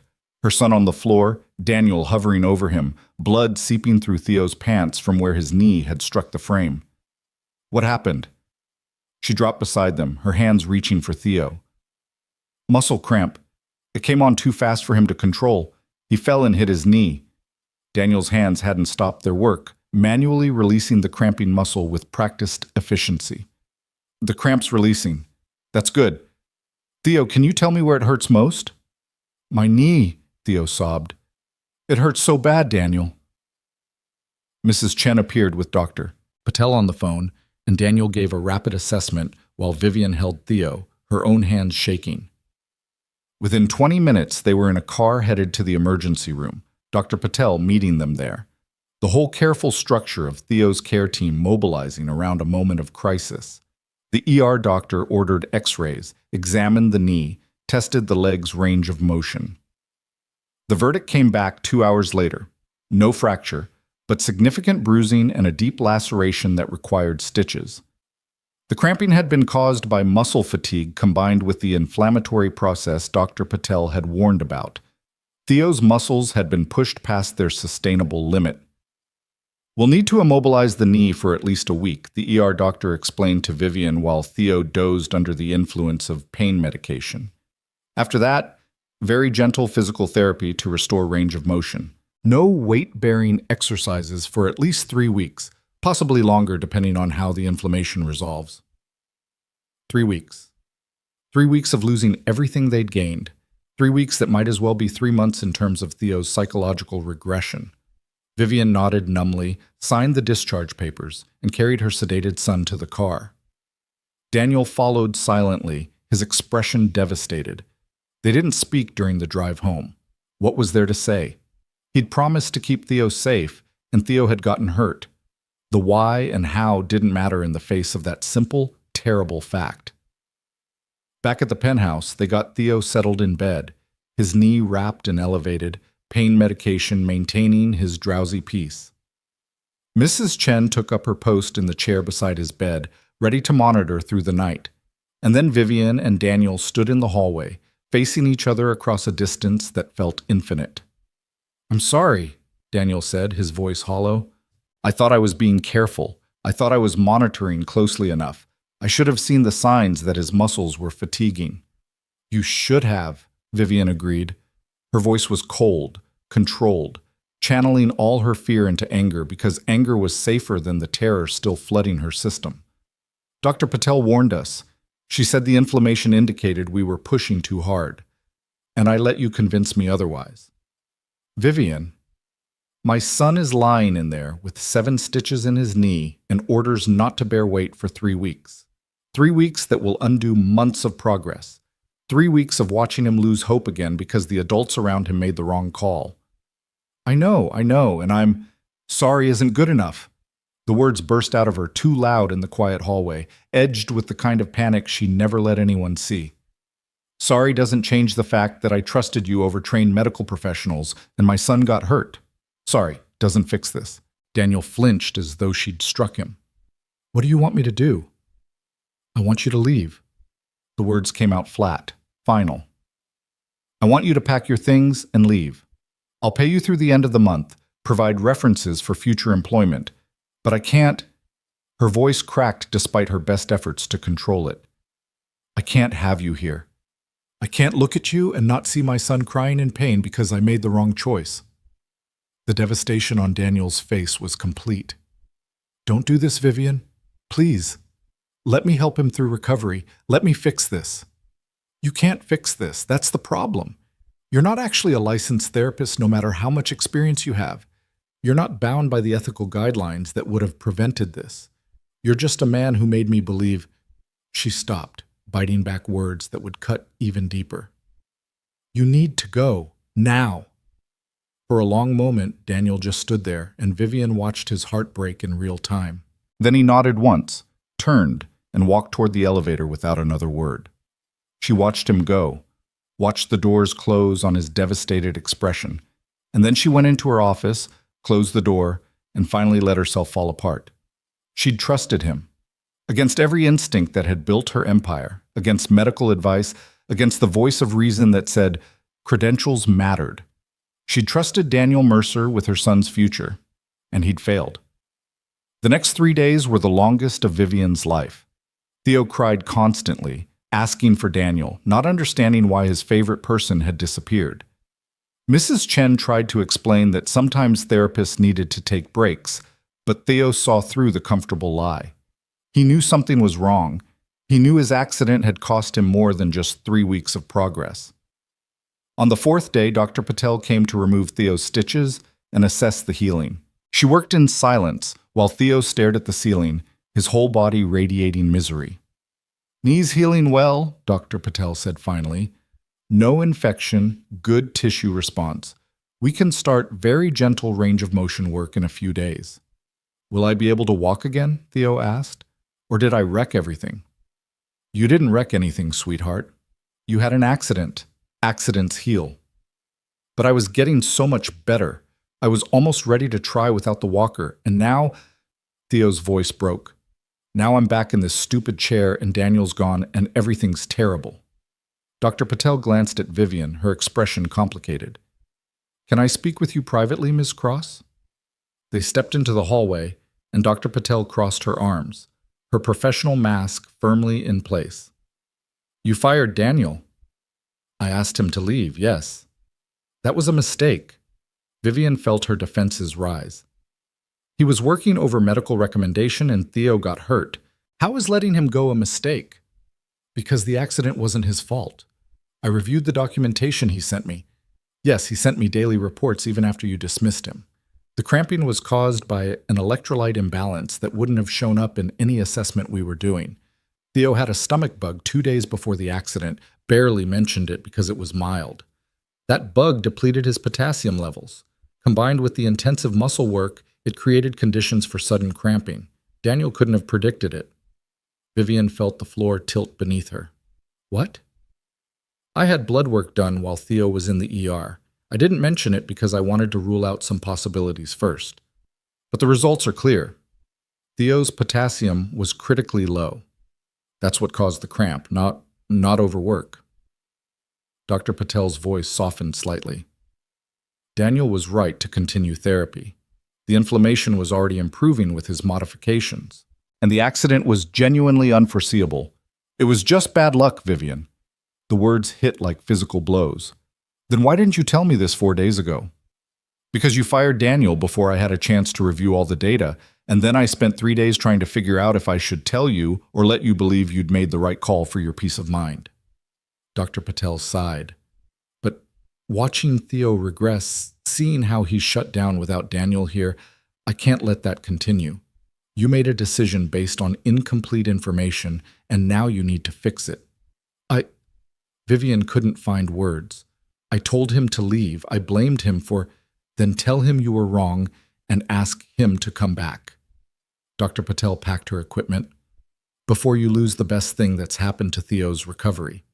And possibly the best thing that's happened to you, though I suspect that's not something you're ready to admit yet. After Dr. Patel left, Vivian stood alone in the hallway, her carefully controlled world dissolving around her. She'd built an empire by making quick decisions based on available data and never second-guessing herself. Decisiveness was her superpower. Certainty was her armor. But she'd been wrong.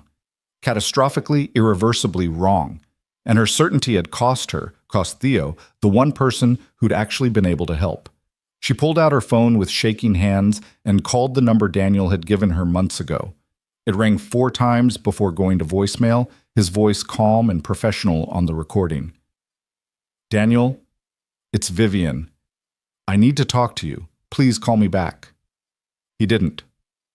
She called again that evening. Voicemail. The next morning. Voicemail. By the 3rd day, Vivian realized he wasn't going to answer. She'd sent him away, blamed him publicly, destroyed the fragile professional relationship they'd built. Why would he give her the chance to do more damage? She stood in her empty office, looking at Lila's butterfly drawing still hanging on her wall, and finally understood what she'd actually lost. It wasn't just a therapist. It was someone who'd believed in her son when everyone else offered only sympathy and limited expectations. Someone who'd seen potential where others saw permanent disability. Someone who'd given freely of himself with no expectation of recognition or reward.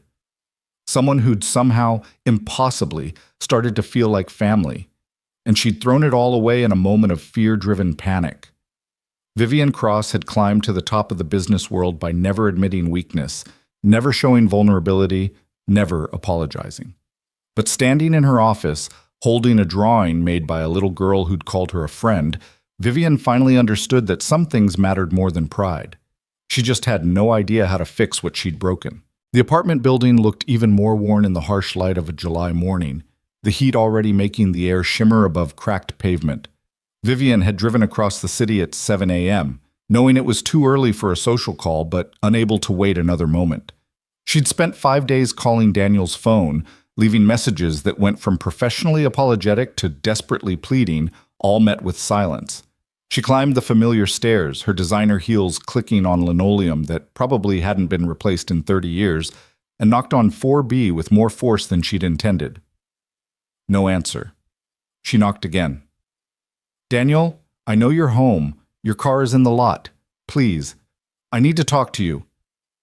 Still nothing, but she could hear movement inside, the soft shuffle of footsteps, someone deliberately choosing not to answer. I was wrong, Vivian said to the closed door, her voice cracking with exhaustion and desperation. Dr. Patel explained about the electrolyte imbalance. The accident wasn't your fault. I blamed you for something you couldn't have prevented, and I'm sorry. I'm so deeply sorry. The door remained closed, but the footsteps had stopped. Someone was listening. Theo asks for you every day. He's regressing without you, not just physically. He's shut down emotionally. He won't do his exercises with the replacement therapist Dr. Patel sent. He barely speaks. He just sits in his chair staring at nothing, and I don't know how to reach him. Vivian pressed her palm against the door. I don't know how to fix what I broke. Please, Daniel, please help me fix this. For a long moment, nothing happened. Then the locks clicked and the door opened to reveal Daniel Mercer, looking like he hadn't slept in days. His eyes were red-rimmed, his face haggard, his whole bearing carrying the weight of a man who'd been gutted and left to bleed. "You can't fix it," he said quietly. "Some things, once broken, stay broken." "I don't believe that. You taught Theo that different doesn't mean broken, that bodies can heal, that hope matters." "Were you lying?" "I wasn't lying about Theo's body, but trust." Daniel's laugh was bitter. "Trust doesn't heal, Vivian. Once someone shows you who they really are in a crisis, you believe them. Then believe this. I made a terrible mistake out of fear. I was terrified watching my son in pain, and I lashed out at the person I'd trusted most because that felt safer than admitting I was helpless. It wasn't fair. It wasn't right. And I will spend however long it takes making it up to you if you'll just give me the chance. This isn't about me. It's about Theo." Daniel leaned against the doorframe, exhaustion evident in every line of his body. "You really want to know why I won't come back? Because the next time something goes wrong, and something will eventually go wrong because that's how therapy works, you'll panic again. You'll blame me again. And I can't keep putting myself in that position. I have a daughter who needs stability. I can't risk my livelihood on someone who'll throw me away the moment things get scary." The words hit Vivian like physical blows because they were completely, devastatingly true. "You're right. Everything you just said is right. I've spent my entire career controlling variables and minimizing risk, and the moment I couldn't control what happened to Theo, I reverted to form. I looked for someone to blame because blame felt like control. So what's different now? What's changed that makes you think you won't do the exact same thing next time?" "Because I spent 5 days watching my son give up hope, and I finally understood that you weren't just his therapist. You were the person who made him believe his future could be different than the limitations everyone else was setting for him. And I threw that away because I was too proud and too scared to admit I needed you." Vivian's voice dropped to barely above a whisper. "I'm here because I'm done pretending I can do this alone. I'm done believing money and power can fix everything. I'm asking you, not as an employer, but as a mother who's desperate and terrified and completely out of her depth, please help my son. Not because I'm paying you, not because it's your job, but because you're the only person who actually believes he can walk again." Daniel's expression flickered with something that might have been pain or might have been the last dying ember of hope. "And when the next crisis comes, when the next accident happens, or the next setback crushes him, what then? Then we face it together. We make decisions as a team. We trust each other even when it's hard, especially when it's hard." Vivian took a shaky breath. "I can't promise I won't be scared, but I can promise I won't shut you out again. I won't make decisions in panic and call it protection." Behind Daniel, a small figure appeared in the hallway. Lila, still in her pajamas, her stuffed rabbit clutched to her chest. She looked at Vivian with those serious, assessing eyes, then tugged on her father's shirt. "Daddy's sad," she said quietly. "Vivian can fix?" Daniel looked down at his daughter, something breaking across his face. "It's not that simple, sweetheart. Butterfly Lady was nice to me. She understands about patterns." Lila moved closer to Vivian, studying her with that intense focus. "Theo is sad too?" "Very sad," Vivian admitted. "He misses your daddy very much." "Daddy helps people who are sad. That's his job, not cleaning, helping." Lila turned back to Daniel. "Sarah Mama would say, 'Help Theo. You promised Sarah Mama.'" The name hung in the air between them. Daniel's wife, the promise he'd made her, the entire foundation of why he did any of this. Vivian watched Daniel struggle with the weight of it, saw the moment his resolve began to crack. "Lila, go get dressed," he said finally. "Vivian and I need to talk. Alone." Lila studied them both for another moment, then nodded and disappeared back into the apartment. Daniel stepped into the hallway, closing the door behind him, creating a privacy that felt both intimate and isolating. "I can't go back to how it was," he said. "The power dynamic, the employer-employee structure, where you hold all the cards, and I'm just supposed to trust you won't use them against me. It doesn't work. It's not sustainable." "Then we change it. Tell me what you need." "I need autonomy, real autonomy. not just on paper. Treatment decisions are mine to make in consultation with Dr. Patel. You can observe, you can ask questions, but you don't override us because you're scared. Daniel crossed his arms, his posture defensive. I need a contract that protects me from arbitrary dismissal. If you want to fire me, there's a process: medical review, peer consultation, documented cause. You can't just throw me out in a moment of panic. Done. What else? I need you to actually be present, not just physically in the room, but emotionally available. Theo's recovery isn't something you can delegate or schedule around board meetings. He needs his mother, not a CEO who shows up for the highlight reel. The accusation stung because it was accurate. I've been trying to be more present. Since you started officially, I've rearranged my schedule, and you'll keep rearranging it until the next crisis at work demands your attention. I've seen how you operate, Vivian. Your company is your first priority. Always has been, always will be. And I get it. You built something remarkable. You've got thousands of employees depending on you. But Theo needs to be first sometimes, not just when it's convenient. He will be. I promise he will be. You promise a lot of things. Following through is the hard part. Daniel rubbed his face, exhaustion making his voice rough. I want to believe you. I want to help Theo. But I've been burned before. Not by you, by the system, by people who promised opportunities and delivered disappointment. I'm tired, Vivian. I'm tired of fighting for legitimacy in a profession that sees me as less than because I don't have the right letters after my name. I'm tired of proving myself over and over only to have it all disappear the moment something goes wrong. Then stop fighting alone. Let me fight with you. Vivian moved closer, close enough that she could see the gold flecks in Daniel's brown eyes, the scar on his chin from some long-ago accident, the way his jaw clenched when he was trying not to show emotion. I have resources, connections, power that I've been using to build my empire. What if I use some of that to build something different? What if we created a space where credentials matter less than competence, where people like you could work without constantly justifying your existence? What are you talking about? The community center, Harbor Heights. You said they're losing their building? Vivian pulled out her phone, opening files her acquisitions team had prepared at her request. I've had my people looking at properties in that neighborhood. There's a warehouse 2 blocks from the current location, 30,000 square feet, structurally sound, currently owned by a company that owes my bank significant money. I can acquire it for below market value, convert it into a state-of-the-art therapeutic center. Adaptive equipment, sensory-friendly spaces, accessible everything. A place where kids like Theo and adults who can't afford private care can get the help they need.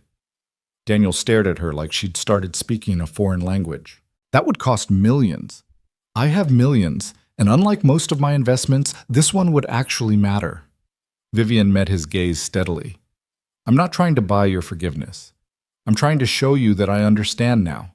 What you've been doing, helping people who fall through the cracks, working without recognition or adequate resources, that matters more than any merger I've ever closed. And I want to help you do it properly. With support, with legitimacy, with the kind of backing that turns a volunteer operation into something sustainable. Why? Why would you do this? Because you changed my life. You changed my son's life. You showed me what actually matters, and now I can't unsee it. Vivian's voice dropped. And because I'm trying to be the person you believed I could be when you agreed to help Theo, someone who uses their power for something more than profit margins. Daniel was quiet for a long time, his expression cycling through disbelief, hope, caution, and something that looked dangerously like trust beginning to reform from the ashes of what she'd destroyed. If I come back, he said finally, and that's still a big if, things are different. We're partners in Theo's care, not boss and employee. Equal voices in treatment decisions. And Theo comes first, before board meetings and acquisitions and whatever crisis is supposedly urgent at your company. Partners, Vivian agreed. Equal voices. Theo first. And if I see you falling back into old patterns, prioritizing work over presence, trying to control things you can't control, I call you on it, no matter how uncomfortable it makes you. I wouldn't want it any other way. Daniel searched her face for a long moment, looking for the lie, the crack in her resolve that would prove this was temporary. Whatever he saw must have satisfied him because he finally, slowly, nodded. Okay, I'll come back. But we start slow. A few sessions a week, building back trust, seeing how Theo responds. And the first sign this isn't working, the first moment the dynamic turns toxic, I'm gone. No guilt, no drama, just done. That's fair. Vivian felt tears threaten and didn't bother hiding them. Thank you. Thank you for giving me another chance. I'm not doing it for you. I'm doing it for Theo, and maybe a little bit for Lila, who apparently thinks you're worth forgiving. He managed a tired smile. She doesn't trust easily. You must have made quite an impression. She's extraordinary, like her father. The compliment hung between them, weighted with meaning neither of them was quite ready to examine. Daniel cleared his throat and looked away. I need to get Lila ready for her day program, and I need sleep. When do you want me to start? Whenever you're ready, today, tomorrow, next week, you set the timeline. Tomorrow, 1 p.m. And Vivian? He caught at her wrist gently as she turned to leave. Thank you for coming here, for admitting you were wrong. That couldn't have been easy for someone like you. Someone like me? Someone used to being right about everything. His smile was wry but not unkind. I know what it costs to admit vulnerability, more than most people. Vivian covered his hand with hers, the touch brief but genuine. Then we're both learning to be vulnerable together. That's something. She left him standing in the hallway, returned to her car, and sat in the parking lot for 10 minutes just breathing. She'd done it. She'd apologized, admitted fault, negotiated as an equal instead of dictating terms. Everything her business instincts told her was weakness. Every impulse she'd spent decades suppressing, she'd let herself feel and express. And somehow, impossibly, it had worked. The drive home took her through neighborhoods she usually never saw, places where people lived in the gaps between her high-rise world. Community gardens and vacant lots, small businesses with hand-painted signs, children playing in parks with equipment that had seen better decades. The cities she'd helped build with her investments and developments, but somehow never really seen. At a red light, she made a call. Jonathan, it's Vivian. I need you to pull together the acquisitions team. That warehouse property in Harbor Heights we discussed, move it to priority 1. I want it secured by end of business today. Today? Vivian, that's not much time for due diligence. Then work fast and pull budget projections for converting it into a therapeutic community center. Full accessibility, state-of-the-art equipment, space for expansion. I want plans on my desk by Monday. She could practically hear her COO's confusion through the phone. A community center? Is this some kind of PR initiative? No, this is personal. Just get it done. Back at the penthouse, she found Theo exactly where she'd left him, in his wheelchair by the window, staring out at nothing. Mrs. Chen sat nearby, her face drawn with worry. Any change? Vivian asked quietly. He ate some breakfast, but still won't talk, won't engage. Mrs. Chen shook her head. I've never seen him like this. It's like he's given up. Vivian moved to kneel beside Theo's chair, taking his small hands in hers. Sweetheart, I have something to tell you. Daniel's coming back. For a moment, nothing. Then Theo's head turned slowly, his eyes focusing on her face with desperate hope. Really? He's really coming back? Tomorrow, 1 o'clock. He's going to help you get better again. But I thought, you said he had to leave. You said... Theo's voice broke. I thought it was my fault because I fell, because I'm broken. Oh, baby, no, no, no, no. Vivian pulled him into her arms, holding him as tightly as she dared. You are not broken. You never were broken. And Daniel leaving had nothing to do with you. That was my fault. I made a mistake, and I sent away someone who was helping you because I was scared. But I fixed it. I apologized and I asked him to come back, and he said yes, because he cares about you and he wants to help you walk. Theo clung to her, his small body shaking with sobs of relief. I miss him so much, Mom. I miss him teaching me exercises and telling me about when his legs hurt too, when he was learning to skateboard and making me feel like I can do hard things. I know you do. Vivian stroked his hair, rocking him gently. And tomorrow he'll be here, and you can tell him all about how you've been feeling. He'll understand. Daniel always understands. They stayed like that for a long time, mother and son finding comfort in each other's presence in a way they hadn't managed in months. Eventually, Theo's sobs quieted to sniffles, then to steady breathing. "Mom, can I ask you something?" "Anything, sweetheart." "Do you like Daniel?" The question caught Vivian off guard. "Of course I like him. He's an excellent therapist." "No, I mean really like him. The way grown-ups like each other when they want to be together all the time." Vivian pulled back to look at Theo's face, saw the serious expression that was far too knowing for 6 years old. "What makes you ask that?" "Because you smile different when he's here, and you came home early more when he was working with me. And Mrs. Chen says you've never apologized to anyone like that before, so it must mean he's really special." Theo tilted his head. "Lila's nice. I like her drawings. If you and Daniel got married, she could be my sister."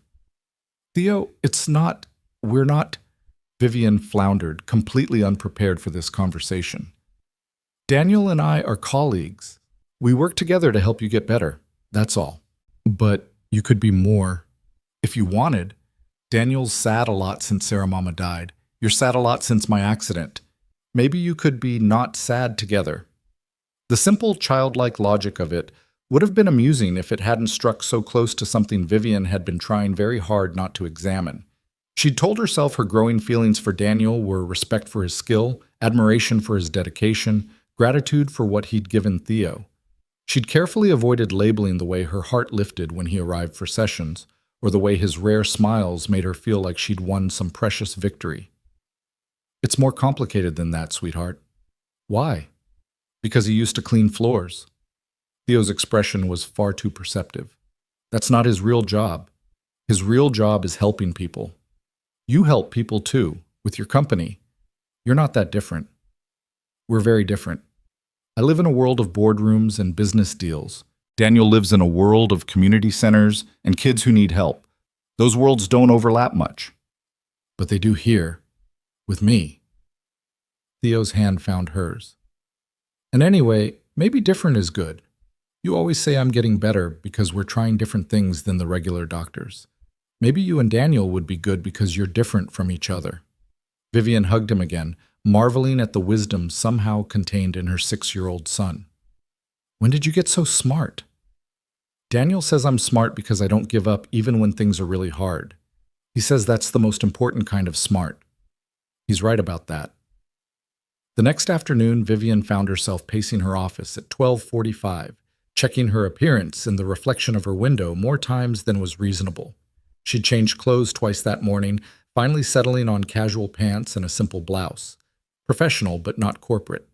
The kind of outfit that said partner, not boss. At 12:58, the elevator chimed. Vivian forced herself to stay in her office, to give Daniel space to reconnect with Theo without her hovering.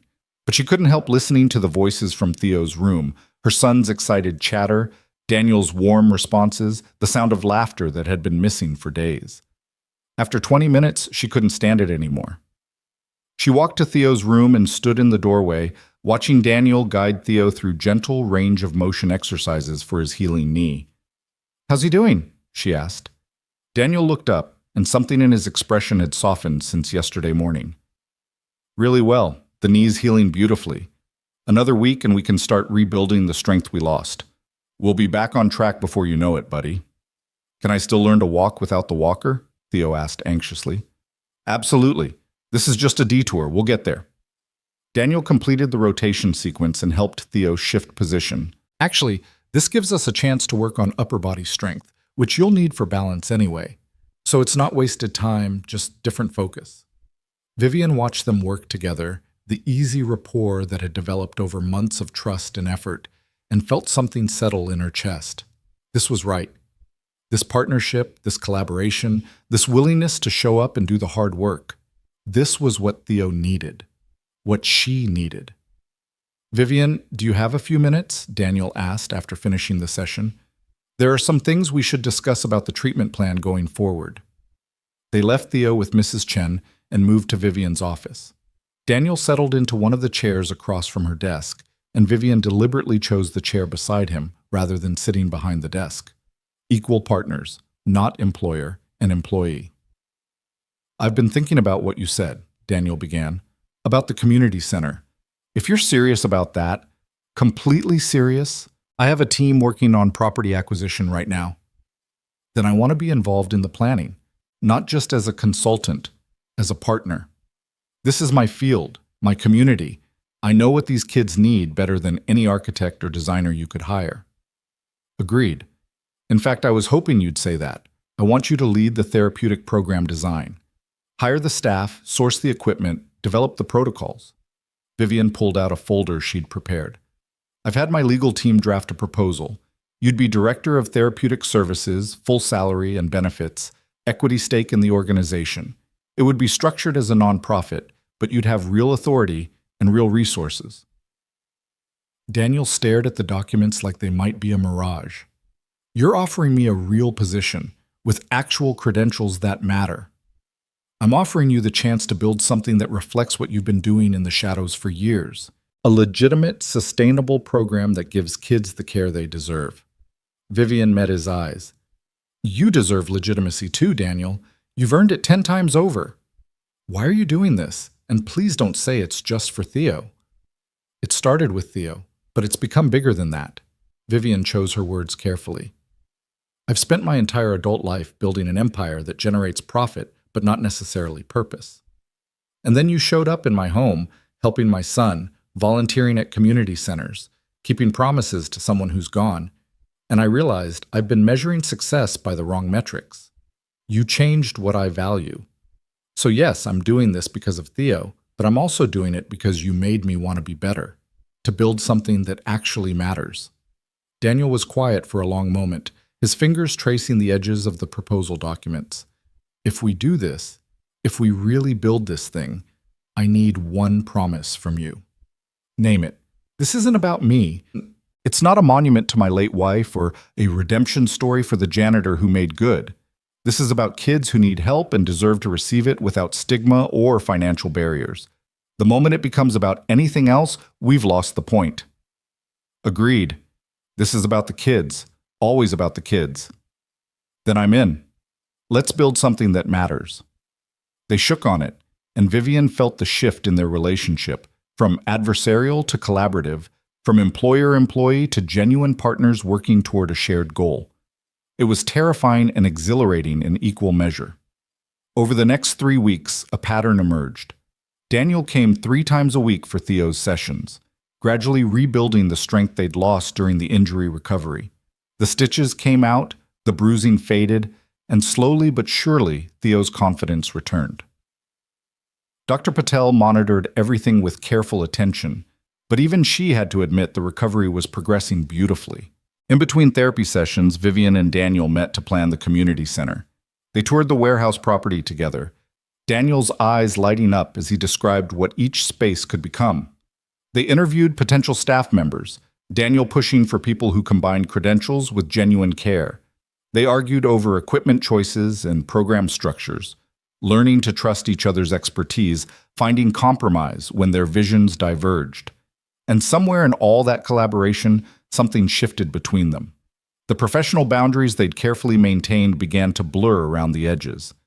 Vivian found herself looking forward to their planning sessions as much for Daniel's company as for the work itself. She noticed the way his face transformed when he was excited about an idea, the careful way he listened when she explained budgets and funding structures, the laugh he tried to hide when she made jokes that probably weren't actually funny. Daniel seemed to notice too. His smiles came easier around her. He started arriving a few minutes early for their meetings, using the time for casual conversation about Lila's latest art project or Theo's newest joke. He brought coffee one morning, her order memorized, prepared exactly how she liked it, and the small thoughtfulness of the gesture made her absurdly happy. But neither of them acknowledged what was growing between them.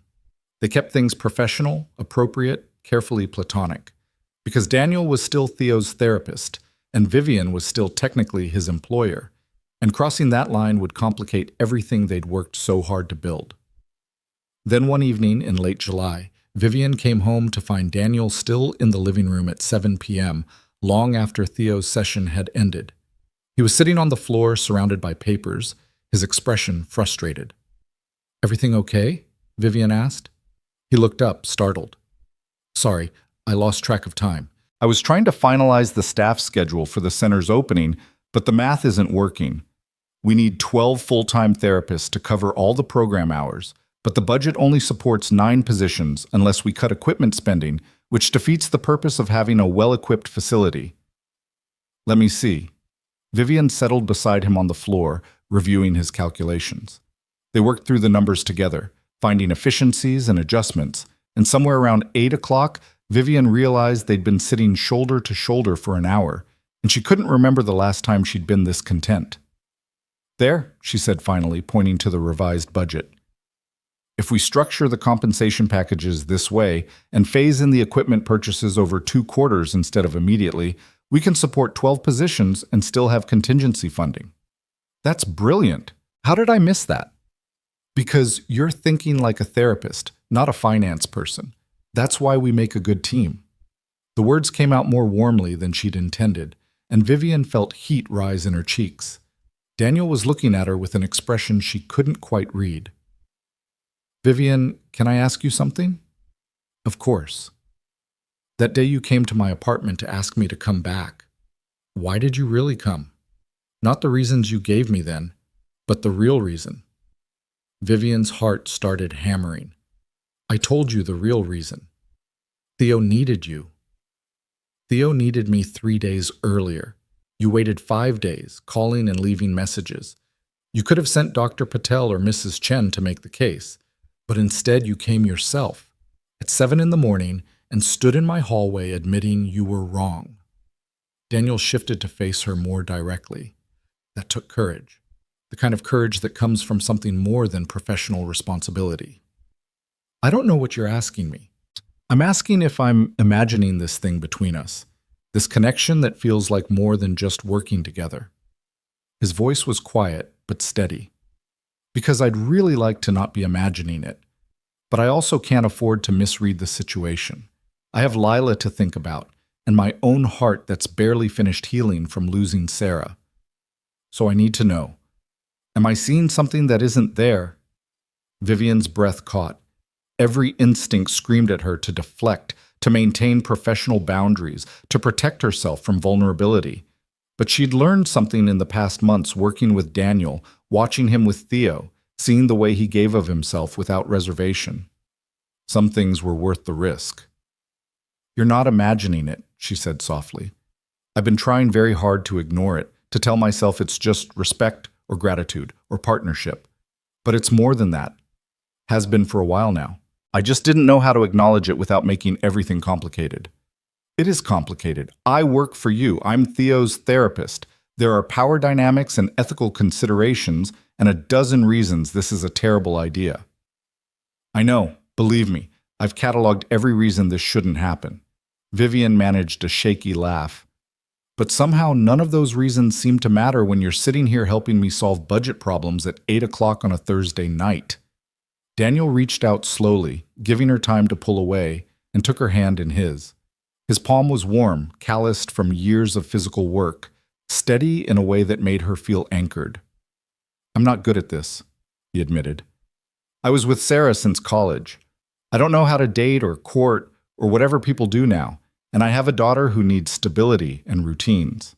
And I'm still figuring out who I am as a single parent and a professional and a person who's trying to move forward while honoring the past. I'm not good at this either. I've spent 20 years prioritizing my company over relationships. I don't know how to be vulnerable or let someone matter this much. And I have a son who needs both of us to be focused on his recovery, not distracted by whatever this is between us. They sat there on her living room floor, holding hands, cataloging all the reasons their connection was impossible. And then Daniel smiled, that rare, genuine smile that transformed his whole face, and said, "Want to figure it out together anyway?" Vivian felt something break open in her chest, some careful defense she'd maintained for decades finally crumbling. Yes, I really, really do. He squeezed her hand and they sat in comfortable silence for a while, not rushing to define or label, just existing together in the acknowledgement that something real was growing between them. We should probably take this slow, Daniel said eventually. For Theo and Lila. They've both been through so much upheaval. They need stability more than they need us figuring out romance. Agreed. Slow, careful, putting them first. But maybe we could have dinner sometime? Just the two of us. Not a meeting about the center or Theo's care, just dinner. I'd like that very much. They made plans for Saturday evening, nothing fancy, just a quiet restaurant in a neighborhood neither of them frequented, where they could talk without running into Vivian's business associates or Daniel's community contacts. Neutral ground for tentative beginnings. Over the next few days, Vivian found herself both terrified and exhilarated. She'd negotiated billion-dollar deals with less anxiety than she felt preparing for one dinner with Daniel Mercer. She changed outfits 4 times, finally settling on jeans and a simple sweater, casual enough to not seem like she was trying too hard, nice enough to show she'd made an effort. Daniel picked her up at 7, and the shy smile on his face suggested he was just as nervous. They drove to the restaurant making careful small talk about safe topics. Theo's latest achievement walking the length of the hallway unassisted, Lila's excitement about the new art supplies Vivian had sent over, the progress on the community center construction. But once they were seated across from each other with menus neither of them was really reading, the conversation shifted into something more honest. "I'm scared," Daniel admitted, "of messing this up, of letting you down, of getting attached and having it fall apart." "Me too, of all of that." Vivian set down her menu. "But I'm more scared of not trying, of letting fear keep me from something that could be extraordinary." They talked for 3 hours, barely noticing when their food arrived and then cooled, too absorbed in learning each other beyond their professional roles. Daniel told her about growing up in a working-class neighborhood not unlike the one where Harbor Heights stood, about meeting Sarah in college and knowing immediately she was his person, about the years of building a life together only to have it stolen by cancer that moved too fast for any of them to prepare. Vivian told him about her own childhood, wealthy but emotionally barren, parents who measured success and achievement and saw affection as weakness. About building cross-industries as much to prove something to her father as to create financial security. About the loneliness of succeeding beyond her wildest dreams but having no one to share it with who understood the cost. "Theo's father?" Daniel asked carefully. "What? I've never heard you mention him." "He left when I was 6 months pregnant, said he didn't sign up for fatherhood and didn't want the responsibility." Vivian's voice was matter-of-fact, years of therapy having dulled the ache. "Last I heard he was in Europe somewhere, living off a trust fund and avoiding anything that requires commitment." "His loss. Theo's incredible.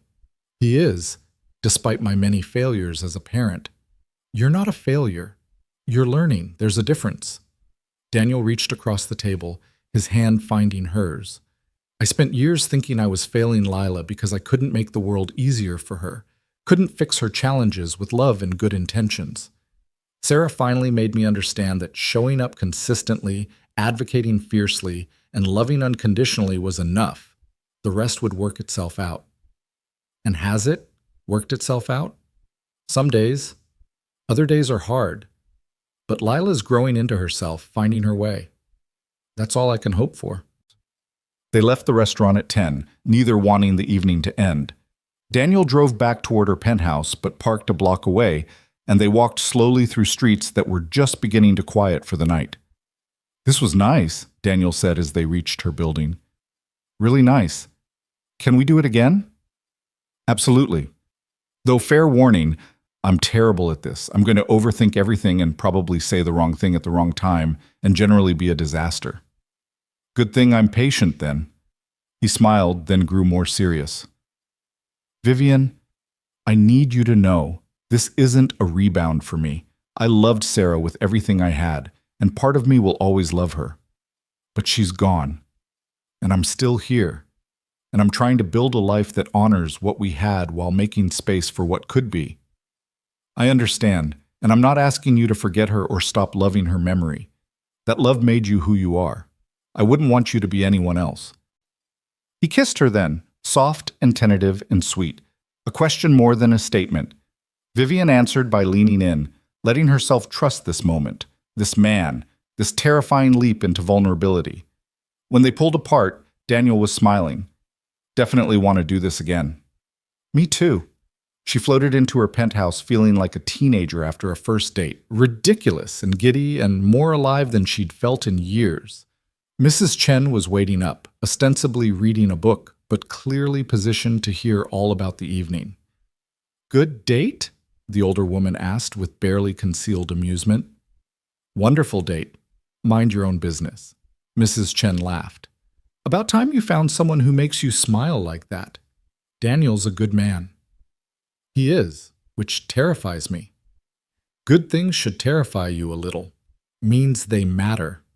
Vivian went to check on Theo, finding him asleep with a smile on his face, his walker positioned beside the bed, a symbol of progress, of hope, of the future they were building one step at a time. She stood in his doorway for a long moment, thinking about all the ways her life had changed since the night she'd caught Daniel helping her son. How one decision to trust instead of control had cascaded into transformation. How the janitor she'd overlooked had become the partner she'd needed. How admitting weakness had somehow made her stronger. Her phone buzzed, a text from Daniel. "Thank you for tonight. For taking a chance on me. Sweet dreams." Vivian typed back, "Thank you for being worth the chance. Sleep well." She went to bed and actually slept through the night for the first time in months. No anxiety dreams about board meetings or hostile takeovers, just peaceful darkness and the warmth of possibility. The morning of August 15th dawned clear and warm, the kind of perfect late summer day that felt designed for miracles. Vivian woke early, nerves and excitement tangling in her chest, because today was the day they'd been building toward for months. Today, Theo would attempt to walk completely unassisted, no parallel bars, no walker, no hands supporting him. Just his own strength, his own balance, his own belief that his body could do what everyone had once said was impossible. She found Daniel already in the living room at 6 a.m., setting up equipment and reviewing his notes with the kind of focused intensity that meant he was just as nervous as she was.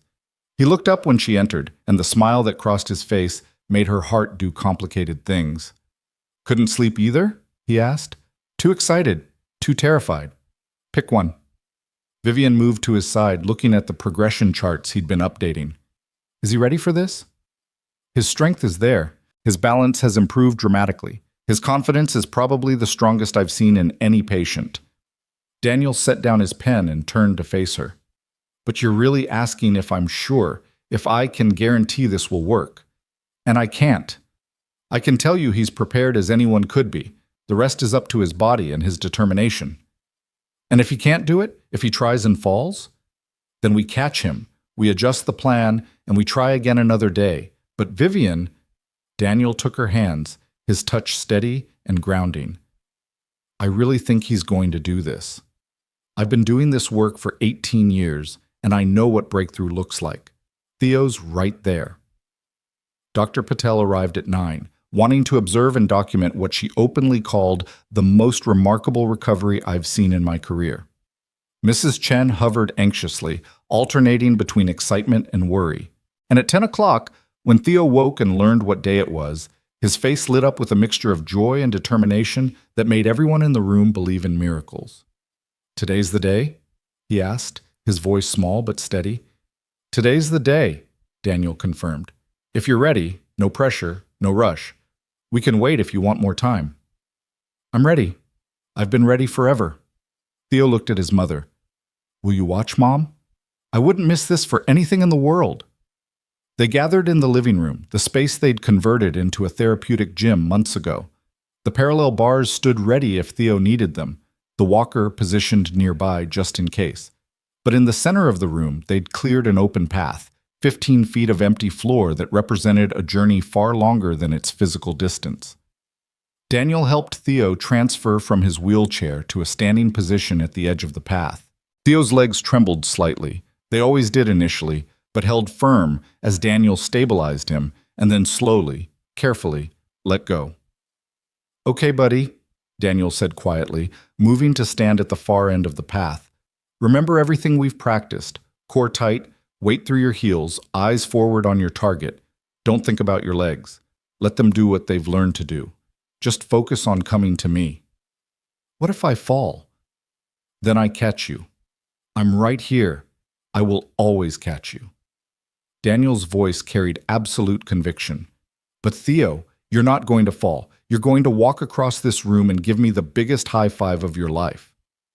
Vivian positioned herself to the side, close enough to help if needed, but out of Theo's direct line of sight. Her hands were clenched so tightly her nails cut into her palms. Dr. Patel had her tablet ready to record, and Mrs. Chen was openly crying already, not even trying to hide the tears. Theo took a deep breath, then another. He looked at Daniel across those 15 feet, and something shifted in his expression, the fear falling away, replaced by pure determination. And then he stepped forward. His first step was tentative, his leg shaking with effort, but it held. The second step came more confidently. The third, fourth, fifth, each one stronger than the last. His arms spread slightly for balance, his face a mask of concentration, his whole body engaged in the monumental task of doing what it hadn't been able to do for 18 months. Halfway across the room, his left leg wobbled. Vivian's breath caught, and she almost lunged forward. But Daniel held up one hand, a subtle signal to wait, and Theo corrected his balance without assistance. He kept going, 10 feet, 11, 12.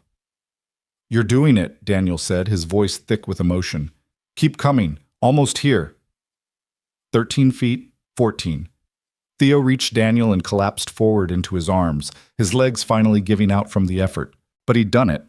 He'd walked completely unassisted for 15 feet, and everyone in the room was crying, including Daniel, who caught Theo and held him like he was the most precious thing in the world. "I did it," Theo whispered, his voice filled with wonder. "Daniel, I did it. I walked." "You did it. I knew you could. I always knew." Daniel pulled back to look at Theo's face, his own eyes shining. "I am so incredibly proud of you." Vivian rushed forward, wrapping both of them in her arms, unable to articulate the overwhelming cascade of emotions flooding through her. Relief, joy, pride, gratitude, love, all of it tangled together in a moment of pure, perfect triumph. "My brave boy," she managed to say. "My incredible, strong, amazing boy." Dr. Patel was documenting everything, her professional mask cracked by a smile that suggested she was just as moved as everyone else. 15 feet, completely unassisted, excellent form and balance correction. "This is remarkable, Theo. Truly remarkable." Mrs. Chen brought Theo's wheelchair over and they helped him settle into it, his legs exhausted from the effort, but his spirit absolutely soaring. He couldn't stop smiling, couldn't stop talking about how it felt, how his legs remembered, how he knew he could do more. "Can I do it again?" he asked eagerly. "I want to try for 20 feet. "Tomorrow," Daniel said firmly but kindly. "You just did something your body hasn't done in a year and a half. We need to let your muscles recover, make sure we don't push so hard you get injured. But yes, tomorrow we can work on distance, and next week we can start working on endurance. And by the end of the month, if everything goes well, we can try walking outside." "In the real park?" "In the real park, with other kids and grass and everything." Theo's joy was incandescent. He insisted on calling Lila to tell her the news, his excited chatter filling the room as he described his walk in elaborate detail. And through it all, Vivian stood beside Daniel, their hands finding each other naturally, a touch that spoke of partnership and something deeper that they were still learning to name. After Theo's rest period, when Mrs. Chen had taken him for lunch and Dr. Patel had left to file her reports, Vivian and Daniel found themselves alone in the living room. The space felt different now, not just a therapeutic gym, but a place where something miraculous had happened, where hope had manifested into physical reality. "Thank you," Vivian said quietly, "for believing in him when no one else did, for pushing when I wanted to pull back, for seeing potential where everyone else saw limitation. Thank you for trusting me, for taking a chance on someone who didn't have the right credentials but had the right heart." Daniel turned to face her fully. "And for building something bigger than just Theo's recovery. The community center opens next month, and it's going to change lives, Vivian.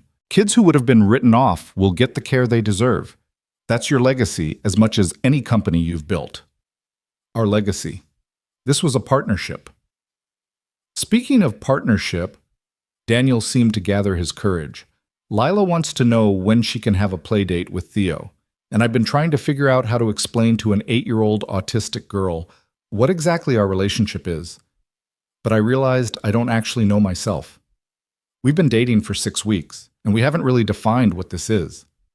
Vivian felt her pulse quicken. What do you want it to be? I want... Daniel stopped, choosing his words carefully. I want you in my life. Really in it, not just as Theo's mom or my business partner. I want dinners together where we talk about everything and nothing. I want Lila and Theo to grow up together, to be the siblings neither of them has. I want to wake up looking forward to seeing you and go to bed grateful you exist. He paused. I want something real and lasting, if you're willing to build it with me. I'm willing, more than willing. Vivian moved closer, her hands finding his. But I need you to know, I'm still learning how to do this, how to be vulnerable, how to put relationship ahead of work, how to be present instead of always planning 3 steps ahead. I'm going to mess up, probably frequently, and I'm still figuring out how to move forward while honoring the past, how to build something new without feeling like I'm betraying Sarah's memory, how to be a good father while also being a good partner. Daniel smiled slightly. So we'll mess up together and figure it out as we go. That's what people do, right? I have no idea. I've never actually done this before. The real thing, not just dating for appearances or convenience. Vivian laughed, the sound shaky but genuine. We're probably going to be terrible at it. Probably. But we'll be terrible at it together, which makes it better. They kissed then, soft and slow and full of promise. The kind of kiss that felt like coming home. When they pulled apart, Vivian found herself crying again. Not from sadness, but from the overwhelming realization that her life had transformed completely from what it had been a year ago. She'd been so certain she knew what success looked like, what power meant, what mattered. And then a janitor with a dead wife's training had shown her an entirely different definition of all those things. The next several weeks unfolded in a cascade of milestones. Theo walked 20 feet, then 30, then 50. By the end of August, he was walking the entire length of the penthouse hallway, his gait still slightly uneven but strong and getting stronger. By early September, they made good on Daniel's promise. Theo walked in the park, on real grass, with other children playing around him. He lasted 15 minutes before his legs tired, but those 15 minutes felt like victory. The Harbor Heights Community Center opened on September 20th, with a celebration that drew hundreds from the neighborhood.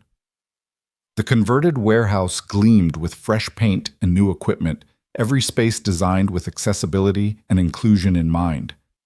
Maria Santos gave a speech that made everyone cry, thanking Vivian and Daniel for turning an impossible dream into reality. Daniel spoke about continuing his wife's legacy, his voice steady despite the emotion clearly overwhelming him. And Vivian, who'd given countless corporate presentations without nervousness, found herself almost paralyzed with anxiety when it came time for her remarks. She stood at the podium looking at the crowd. Families who'd never been able to afford private therapy, kids with disabilities who'd been underserved by the system, volunteers who'd given their time because they believed in the mission. I built a company worth $3 billion, she said, her voice carrying over the crowd. I thought that was success. I thought accumulating wealth and power was what mattered. And then I watched a man with no money and no credentials help my son walk again.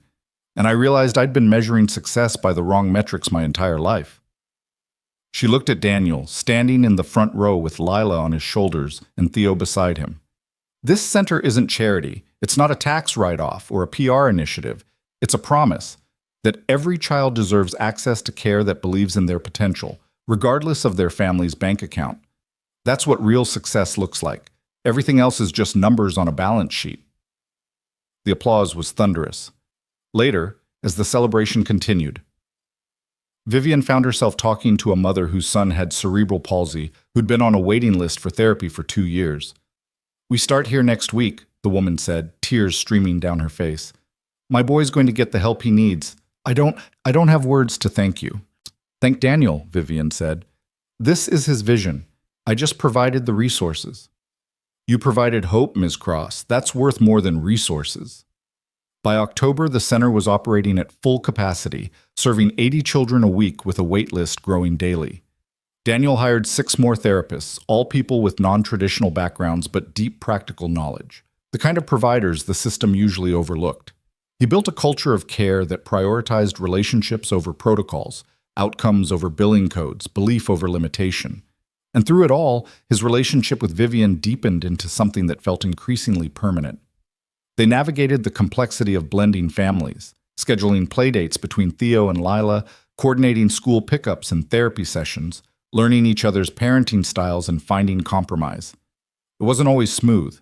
Vivian struggled to slow down, to be present, to remember that not everything could be scheduled or controlled. Daniel struggled with guilt, with feeling like moving forward meant leaving Sarah behind, with the vulnerability of letting someone matter this much. But they worked through it. They talked, sometimes argued, always ultimately chose each other and their children over pride or fear. One evening in late October, after putting both children to bed in the penthouse, a routine that had become normal, natural, Daniel found Vivian on the terrace looking out at the city lights. "What are you thinking about?" he asked, wrapping his arms around her from behind. "About how different everything is from a year ago. How completely my life has changed." She leaned back against him. "I was alone then. Successful, but alone. And now I have you and Lila, and Theo is walking, and we built something that actually matters. It's almost scary how much better everything is. It doesn't scare me anymore. For a while it did. I kept waiting for the other shoe to drop, for something to go wrong. But I think I'm finally accepting that sometimes things just work out. Sometimes people find each other exactly when they're supposed to." Very philosophical for someone who spends his days wrangling children through physical therapy. "Those children teach me philosophy every day. Resilience, hope, the refusal to accept limitation. That's wisdom worth learning." They stood in comfortable silence for a while, and then Vivian turned in his arms to face him. "Move in with us," she said. "You and Lila. Not because it's practical or convenient, but because I want to wake up next to you every morning and fall asleep beside you every night. Because Lila and Theo are already siblings in everything but paperwork. Because I'm tired of saying goodbye at the end of the day when what I want is to build a life with you." Daniel's expression cycled through surprise, uncertainty, and then something that looked like cautious hope. "That's a big step." "I know, and if you're not ready, I understand, but I need you to know I'm ready. For all of it. The mess and the complexity and the beautiful chaos of building a family that doesn't look like anyone's traditional definition, but feels more right than anything I've ever known. Lila would need her own room, space for her art supplies and sensory equipment, a consistent routine that doesn't change because you have a business crisis. Done. We'll convert my office. It's the quietest room, perfect for her needs. And I've been restructuring my responsibilities at work, delegating more, because I finally understand that being present matters more than being indispensable. And Theo, how does he feel about this? He asked me last week when you and Lila were moving in. Apparently he thinks it's already decided." Vivian smiled. "He's been planning how to share his toys and which movies to watch for family movie night." Daniel was quiet for a long moment, his hands resting on her waist, his expression thoughtful. "Sarah and I used to talk about having more kids, building a big, chaotic family, and then she got sick, and that dream died with her." His voice roughened with emotion. "I thought that was it for me. One daughter, one great love, and a lifetime of making peace with what I'd lost. But Vivian, with you, I feel like I get a second chance at the family we wanted, not replacing what I had, but building something new that honors the past while embracing the future." "So that's a yes?" "That's a yes. On one condition." "Name it." "We do this as a real family, not you as the wealthy benefactor providing housing, and I'm the grateful recipient. We're partners, equal voices in how we raise these kids, how we structure our lives, how we build this thing between us. Equal partners, always." Vivian kissed him, sealing the promise. "When do you want to tell the kids?" "They probably already know. Theo apparently has it all planned out, and Lila has a sixth sense for changes before they're announced." They were right. The next morning at breakfast, when Daniel and Vivian gathered both children to explain that Daniel and Lila would be moving into the penthouse, Theo's response was an enthusiastic, "Finally!" and Lila's was a careful nod followed by, Can I paint my new room blue? Blue is calming. Any color you want, Vivian promised. We'll make your space exactly right for you. The move happened gradually over November. Daniel and Lila bringing their belongings bit by bit, transforming the penthouse from Vivian's carefully curated showcase into something warmer, more lived in, infinitely more homey. Lila's drawings covered the refrigerator. Daniel's therapy equipment found space beside Theo's. A second wheelchair for Lila's bad days when sensory overload made walking difficult joined Theo's walker in the hallway. Children's laughter filled rooms that had been silent for too long. Dr. Patel visited in mid-November for Theo's quarterly assessment and found herself watching the family interact over lunch. Theo helping Lila with her sandwich when her hands weren't cooperating, Daniel and Vivian moving around each other in the kitchen with practiced ease, Mrs. Chen beaming at all of them like a proud grandmother. "This is good for him," Dr. Patel told Vivian privately. "Not just the continued therapy, but the emotional stability. He's thriving." "We all are," Vivian said, and meant it. Thanksgiving arrived cold and clear, and for the first time in years, Vivian had family to celebrate with. They cooked together, Daniel handling the turkey with surprising skill, Vivian managing sides with Mrs. Chen's patient guidance, the children setting the table with elaborate care. Maria Santos joined them, bringing her husband and grandchildren, the community center's success a shared achievement to celebrate. Over dinner, they went around the table sharing gratitude. When it came to Theo's turn, he said simply, "I'm thankful I can walk now, and I'm thankful for Daniel teaching me, and I'm thankful Lila is my sister." Lila, who'd been carefully arranging her food into color-coordinated sections, looked up. "Sister," she repeated, testing the word. Then, with that serious expression she wore when making pronouncements she deemed important, "Theo is my brother. That's a fact." The adults exchanged glances over the children's heads, and Vivian felt her heart expand with love for this strange, beautiful family they'd built from broken pieces. December brought the first real snow and Theo's boldest achievement yet.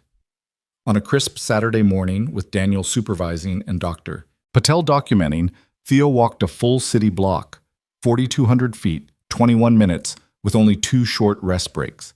His gait was still marked by the lingering effects of his injury, probably always would be, but he was walking. Really, truly walking. "Can I run next?" he asked afterward, flushed with triumph and exhaustion. "Let's master consistent walking first," Daniel said, but his smile suggested the goal wasn't as impossible as it might once have seemed. "But yeah, buddy, eventually you'll run."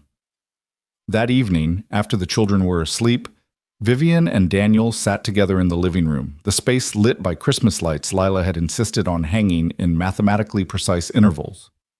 Daniel had been quiet all day, his expression distant in a way that suggested he was processing something significant. "What's on your mind?" Vivian asked, curling into his side. "I was thinking about Sarah, about the promise I made her." Daniel's arm tightened around Vivian. "I told her I'd keep helping kids, that I wouldn't let her work die with her, and I've kept that promise. The community center, Theo, all the kids we're reaching, she'd be so proud of what we've built." "She would be. You honored her beautifully. But I was also thinking, I made promises to her about our future together, about growing old together, about building a life, and I can't keep those promises. She's gone, and I'm here, and I've fallen in love with someone else." His voice cracked slightly. "And I hope, she'd want that for me. Want me to be happy, to build something new, to not spend the rest of my life mourning what I lost. I'm sure she would want that. Anyone who loved you would want you to find happiness again." I went to her grave yesterday, first time in months, and I told her about you, about us, about Theo and how he's walking now, about the center and Lila's progress, and this life we're building. Daniel pulled back to look at Vivian's face, and I felt like, I don't know, like she gave me permission to move forward, like she was saying it's okay to love again, to build again, to be happy again. Daniel, and I realized I'm ready. Not just ready to move in or be in a relationship, but ready for forever. Ready to build a real family, make real commitments, stop hedging my bets in case it all falls apart. He took her hands, his grip firm and steady. I love you, Vivian. I love your strength and your vulnerability, your fierce protection of Theo and your growing tenderness with Lila. I love how you're learning to be present, how you fight for what matters, how you transformed your entire life when you realized what really mattered. And I want, if you want, I want to marry you, build this family officially, make the commitment real and permanent. Vivian's breath caught. She'd been married once before, briefly and disastrously, to Theo's father. The experience had taught her that marriage without foundation was just paperwork. But this was different. This was built on months of working together, fighting together, learning each other in all the ways that mattered. I want that too, she said, tears spilling over. I want forever with you. I want to be Lila's mother officially, not just the woman who happens to live with her father. I want Theo to have a father who shows up and stays. I want to build something that lasts. Is that a yes? That's absolutely a yes. They kissed, and Vivian felt the last piece of her carefully controlled world dissolve into something far more precious. A future built not on power or profit, but on love and partnership, and the willingness to be vulnerable enough to let people in. They told the children on Christmas morning, presenting the news along with gifts that made their intentions clear. A drawing tablet for Lila with "From Mom" engraved on the back. A professional skateboard for Theo with "From Dad" on the grip tape. The children understood immediately, Theo bursting into tears of joy, and Lila processing quietly before announcing, "Family is people who stay. You're staying." "We're staying," Daniel confirmed. "Forever." They married in March, a small ceremony at the penthouse with only their closest friends and family. Maria Santos served as Vivian's maid of honor. Dr. Patel stood up for Daniel. Theo and Lila were ring bearers, both dressed in formal wear that made them look impossibly grown up. Mrs. Chen cried through the entire ceremony. The vows they wrote themselves focused not on love as an abstract concept, but on specific promises. To show up, to communicate honestly, to parent together, to build the community center's legacy together, to choose each other every day even when it was hard. "I promise to believe in you even when you don't believe in yourself," Daniel said, his voice steady despite the emotion clearly overwhelming him. "The way you believed in me when I was just a janitor with a dream, the way I believed in Theo when everyone else saw only limitation."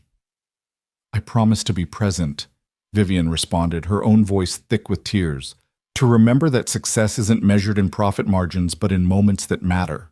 To be the mother Theo deserves and the partner you need, even when it scares me." They sealed their promises with a kiss, while their children cheered and their friends applauded, and Vivian felt the final pieces of her old life. The loneliness, the drivenness, the belief that achievement equaled fulfillment fall away completely. The reception afterward was held at the community center, the space that represented everything they'd built together. Children from the program performed adaptive dance routines. Families shared stories of transformation, kids who'd learned to walk, to communicate, to believe in their own potential. And through it all, Vivian and Daniel moved together, partners in every sense, building something far more valuable than any corporate empire. Spring bloomed into summer, and with it came new milestones. Theo started first grade at a school that accommodated his needs without limiting his potential. He walked to class every morning, slowly, carefully, but independently. Lila transitioned to a specialized program that understood her needs and celebrated her gifts. The community center expanded, adding evening programs and weekend workshops, reaching more families every month. And Vivian, who'd once measured her days in board meetings and acquisition targets, found herself measuring time differently now. In Theo's laughter as he raced Lila across the living room, there are different gates, not limitations, but just different ways of moving through the world. In quiet evenings with Daniel, talking about their days, planning their futures, being present with each other in ways that terrified and thrilled her. In the families at the community center who thanked her not for her money, but for believing their children deserved better. One evening in August, almost exactly a year after Theo had first walked unassisted, the family gathered in the living room for movie night. Theo was sprawled on the floor, his legs stretched out in a way that still seemed miraculous. Lila sat beside him, showing him her latest drawing, a portrait of their family, each figure rendered in meticulous detail. Daniel and Vivian occupied the couch, his arm around her shoulders, her head resting against his chest. "Hey, Mom," Theo said during a quiet moment in the movie. "Do you remember when I asked if you thought I'd ever run?" "I remember." "Daniel said eventually I would, if I kept working hard. And I've been thinking, I want to try, for real. Not just walking fast, but actually running." Vivian looked at Daniel, saw the careful consideration on his face as he evaluated Theo's readiness. "What do you think?" she asked him.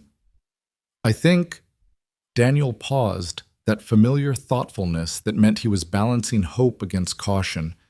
"I think we can start training for it. It'll be hard work, lots of strength building, balance exercises, cardiovascular endurance. And even with all that, running might look different for you than for other kids. But if you're willing to put in the work, I'm willing to help you try." "I'm willing. I'll work really hard, I promise." "Then we'll start next week. Build a new progression plan. See what's possible." Daniel smiled. "You've surprised me before, buddy. Who knows what you're capable of?" Lila looked up from her drawing. "Theo will run. That's what he does. He does impossible things." "We all do impossible things in this family," Vivian said softly. "That's kind of our specialty." She was right. They'd done the impossible. Built a family from broken pieces, created a community center that was changing lives, learned to love and trust and be vulnerable in ways none of them had imagined possible. A billionaire CEO who'd learned that power meant nothing without purpose. A widowed janitor who'd kept his promise to his dying wife and found love again. A boy who'd been told he'd never walk independently who now dreamed of running. A girl whose different way of seeing the world was celebrated as the gift it was. They were a family built not by blood or convention, but by choice, by belief, by the willingness to show up for each other even when it was hard. As the movie played on and the children settled into comfortable silence, Vivian found herself thinking about the night that had started everything, standing outside Theo's door, hearing laughter, seeing Daniel help her son in ways she'd never imagined possible. She'd been so certain that night that she understood how the world worked, that money and power could solve any problem, that control was safety. She'd been so wrong, and she'd never been more grateful to be wrong about anything in her life. "I love you," she whispered to Daniel, quiet enough that only he could hear. "I love you too," he whispered back.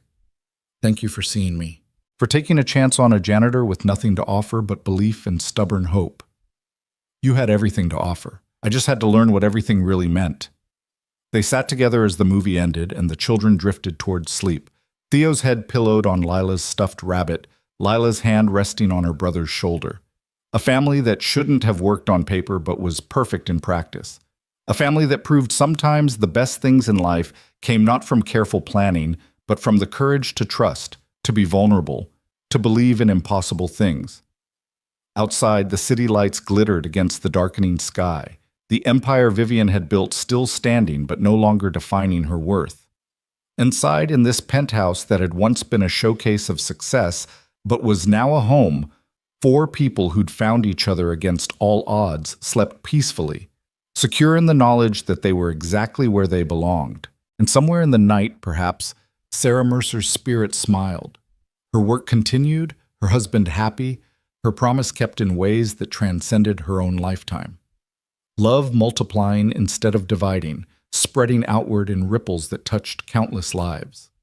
The janitor who'd been invisible became the father who was indispensable.